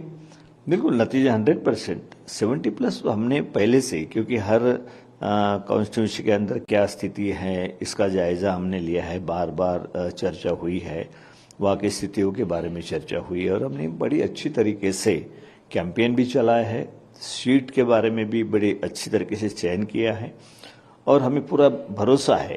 देखिए, एग्जिट पोल ने बीजेपी का भ्रम, धोखा, झूठ, फरेब, फर्जीवाड़ा सब खत्म कर दिया। मैंने अभी अलग अलग सर्वे देखे, उसमें कांग्रेस को ऊपर बता रहे हैं। मैंने अभी देखा आज तक का सर्वे, इंडिया टुडे का सर्वे, बाकी चैनल्स के भी मैं देख रहा हूं, तो कांग्रेस विन कर रही है। कहाँ है बीजेपी का झूठ? मैं लोगों को समझा रहा था, ये बीजेपी के फ्रॉड लोग हैं, ये माहौल बना रहे हैं। हिंदू मुसलमान जब बीजेपी सरकार में आती है केंद्र में तो हिंदू खतरे में आ जाता है, जबकि बीजेपी खुद खतरे में आ जाती है, डराती है, कहती है हिंदू को मुसलमान बना देंगे। कभी हिंदू मुसलमान बनाए क्या? हिंदू इतनी कमजोर कौम है? हिंदू या मुसलमान दोनों बरसों से यहां पर रह रहे हैं, हिंदुस्तान में या पूरी दुनिया में। इतना कमजोर कर देती है हिंदू को बीजेपी। हिंदू का जो सनातन धर्म है उसको ही डाउन कर देती है। बिल्कुल पापी है बीजेपी के लोग। सनातन धर्म को मानने वालों को इतना कमजोर और कायर बताती है बीजेपी। कौन है बीजेपी कायर? बता। मैं सनातन धर्म को मानने वाला भगवान राम का वंशज हूं, मैं नहीं डरता किसी से। मेरा धर्म परिवर्तन कौन कर देगा? ना तो मुसलमान हिंदू का धर्म परिवर्तन कर रहा है, ना हिंदू मुसलमान का धर्म परिवर्तन कर रहा है। अरे धर्म परिवर्तन तो बीजेपी का हो रहा है, इन पापियों का। अगर आपके सर्वे सारे देखे तो कांग्रेस की ताकत बहुत बढ़ रही है और लोग कांग्रेस के साथ है, सत्य के साथ है। और ये जो लड़ाई हो रही है, लोगों ने हुकुमशाही को रिजेक्ट करेंगे। महंगाई के खिलाफ, बेरोजगारी के खिलाफ मतदान हो रहा है और कांग्रेस बहुत बढ़ रही है, क्योंकि कांग्रेस ने वायदा किया है कि वो बेरोजगारी, महंगाई के खिलाफ लड़ेंगे। तो लोगों को विश्वास है कि कांग्रेस पूरा ताकत से ये करेगी। आज आप देख रहे हैं महाराष्ट्र में बहुत सारे इलेक्शन, जिला परिषद हो, नगर पालिका हो, महानगर पालिका, एक भी इलेक्शन नहीं हुआ है। इतनी बड़ी ताकत उनकी है तो इलेक्शन क्यों नहीं ले रहे? तो अभी लोकसभा तक कोई कुछ नहीं डिस्टर्ब करना चाहता, का मतलब है कुछ तो गड़बड़ है ना। भारतीय जनता पार्टी मध्य प्रदेश में कंफर्टेबल मेजॉरिटी के साथ सरकार बनाएगी और मध्य प्रदेश की जनता ने ये पूरी तरह मन बनाया है कि भाजपा की सरकार बने और मध्य प्रदेश नए विकास के आयाम को छुए। मैं किसी एग्जिट पोल के साइज पर, उसकी प्रक्रिया पर कोई टिप्पणी नहीं करना चाहता। मैं आपको पूरी दृढ़ता के साथ, पूरे दावे के साथ कह सकता हूं कि 3 तारीख को हम और आप फिर मिलेंगे। भाजपा की सरकार बनने की मैं मिठाई आपको खिलाऊंगा। निश्चित रूप से जब देश में बदलाव की तरफ माहौल चल रहा है तो ये लग रहा है कि मोहब्बत की दुकान बहुत ताकत से खुलने जा रही है। मुझे लगता है, मैंने कहा ना, मध्य प्रदेश में 135 क्रॉस करेंगे हम। मैं बहुत दिन से ये बात कह रहा हूं कि जब लोग बदलाव की नीयत से वोट डालेंगे तो बहुत ताकत से कांग्रेस को सीट मिलेगी। 17 तारीख को जनता ने जनादेश तय कर दिया है। 2 दिन बचे हैं। 3 तारीख को कांग्रेस की सरकार बन रही है। आदरणीय हमारे कमलनाथ जी मुख्यमंत्री बन रहे हैं। आदरणीय राय साहब, कमलनाथ जी, जितने भी सीनियर नेता हैं, सबने जी तोड़ पिछले 3 साल से मेहनत की है और रिजल्ट कांग्रेस के पक्ष में, जैसा कि सर्वे हुए हैं और भी चीज़ों, 120 सीटों से ज़्यादा कांग्रेस को मिल रही हैं। सब मतपेटियों में बंद है। 3 तारीख को रिजल्ट कांग्रेस के पक्ष में आएंगे। ये फाइनल 120 सीटें से ऊपर कांग्रेस सरकार बना रही है। 120 सीटों से ऊपर हमारे पूर्ण बहुमत से कांग्रेस सरकार बन रही है। देखिए, एग्जिट पोल आया है, निसंदेह एग्जिट पोल में जो भारतीय जनता पार्टी को अप्रतिम आशीर्वाद प्राप्त हो रहा है। अनेक जो एग्जिट पोल्स हैं उनके रिजल्ट जो आ रहे हैं उसमें भी पूर्ण बहुमत की सरकार भारतीय जनता पार्टी की बन रही है। जी न्यूज़ का हो, पोल स्टार्ट का हो, रिपब्लिक पी मार्क का हो, तो उसमें बहुमत का आंकड़ा से भी ज्यादा सीट्स आ रही भारतीय जनता पार्टी को। और निसंदेह भारतीय जनता पार्टी ने मध्य प्रदेश की जनता को भगवान मान करके उनकी जो पूजा की है, आराधना की है, तो निसंदेह भगवान रूपी जनता ने आशीर्वाद भी दिया है और 3 दिसंबर को ईवीएम में से निकलेगा वो आशीर्वाद। और मैं कहता हूं स्पष्ट बहुमत की, 2/3 बहुमत की सरकार भारतीय जनता पार्टी की बनेगी। मुझे लगता है कि जो 5 राज्यों का चुनाव हो रहा है उसमें 3 राज्यों में बीजेपी की सरकार आएगी, एनडीए की सरकार आएगी, ऐसा में पूरा विश्वास है। उसमें राजस्थान नंबर 1 पर है, 2 नंबर पर मध्य प्रदेश भी है, 3 नंबर पर छत्तीसगढ़ भी है। तो 3 राज्यों में हमें अपेक्षा है। एग्जिट पोल एक अनुमान है। अनुमान पर सही सटीक हो इसकी संभावनाएं 100% नहीं रहती, पर एक अनुमान जरूर है। राजस्थान में भारतीय जनता पार्टी प्रचंड बहुमत से सरकार बनाएगी। एक अंडरकरंट मौजूदा सत्तारूढ़ दल के खिलाफ है और मध्य प्रदेश में हम रिपीट करेंगे, क्योंकि जहां चुनाव हुए हैं वहां सब दुनिया के सबसे लोकप्रिय नेता नरेंद्र मोदी जी का चेहरा सामने था। उनकी जन कल्याण नीतियों के कारण से पूरे देश के अंदर गरीब के जीवन का स्तर ऊंचा हुआ है, उसके जीने का आधार और जीने का अंदाज बदला है। इन सारी बातों को लेकर और गरीब कल्याण की योजनाओं को लेकर मध्यम वर्गीय परिवार जिस प्रकार उमड़ घुमड़ कर भारतीय जनता पार्टी के साथ जुड़े हैं, मैं कह सकता हूं कि भारतीय जनता पार्टी प्रचंड बहुमत से सरकार में आएगी। बस्तर नहीं, छत्तीसगढ़ नहीं, पूरी देश की जनता इंतजार कर रही है। और सिर्फ छत्तीसगढ़ ही नहीं, 5 राज्यों का परिणाम के लिए भी देश की जनता इंतजार कर रही है। 3 दिसंबर को फिर से बस्तर से लेकर सरगोजा तक पूरी छत्तीसगढ़ में ऐतिहासिक जनादेश के साथ फिर से कांग्रेस की सरकार बन रही है। नहीं, कहीं भी भारतीय जनता पार्टी का सर्वे में या एग्जिट पोल में पलड़ा भारी नजर नहीं आ रहा है।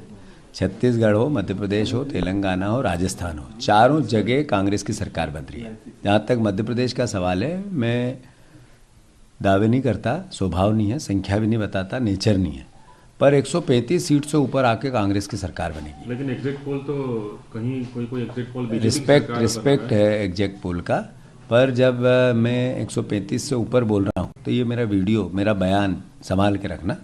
जब 135 से ऊपर आकर कांग्रेस की सरकार बनेगी तब इसका काम आएगा। छत्तीसगढ़ में भी कांटे की टक्कर नजर आ रही है। सीधी छत्तीसगढ़ में कांग्रेस की सरकार बन रही है, स्पष्ट बहुमत से बन रही है, 2/3 बहुमत से बन रही है।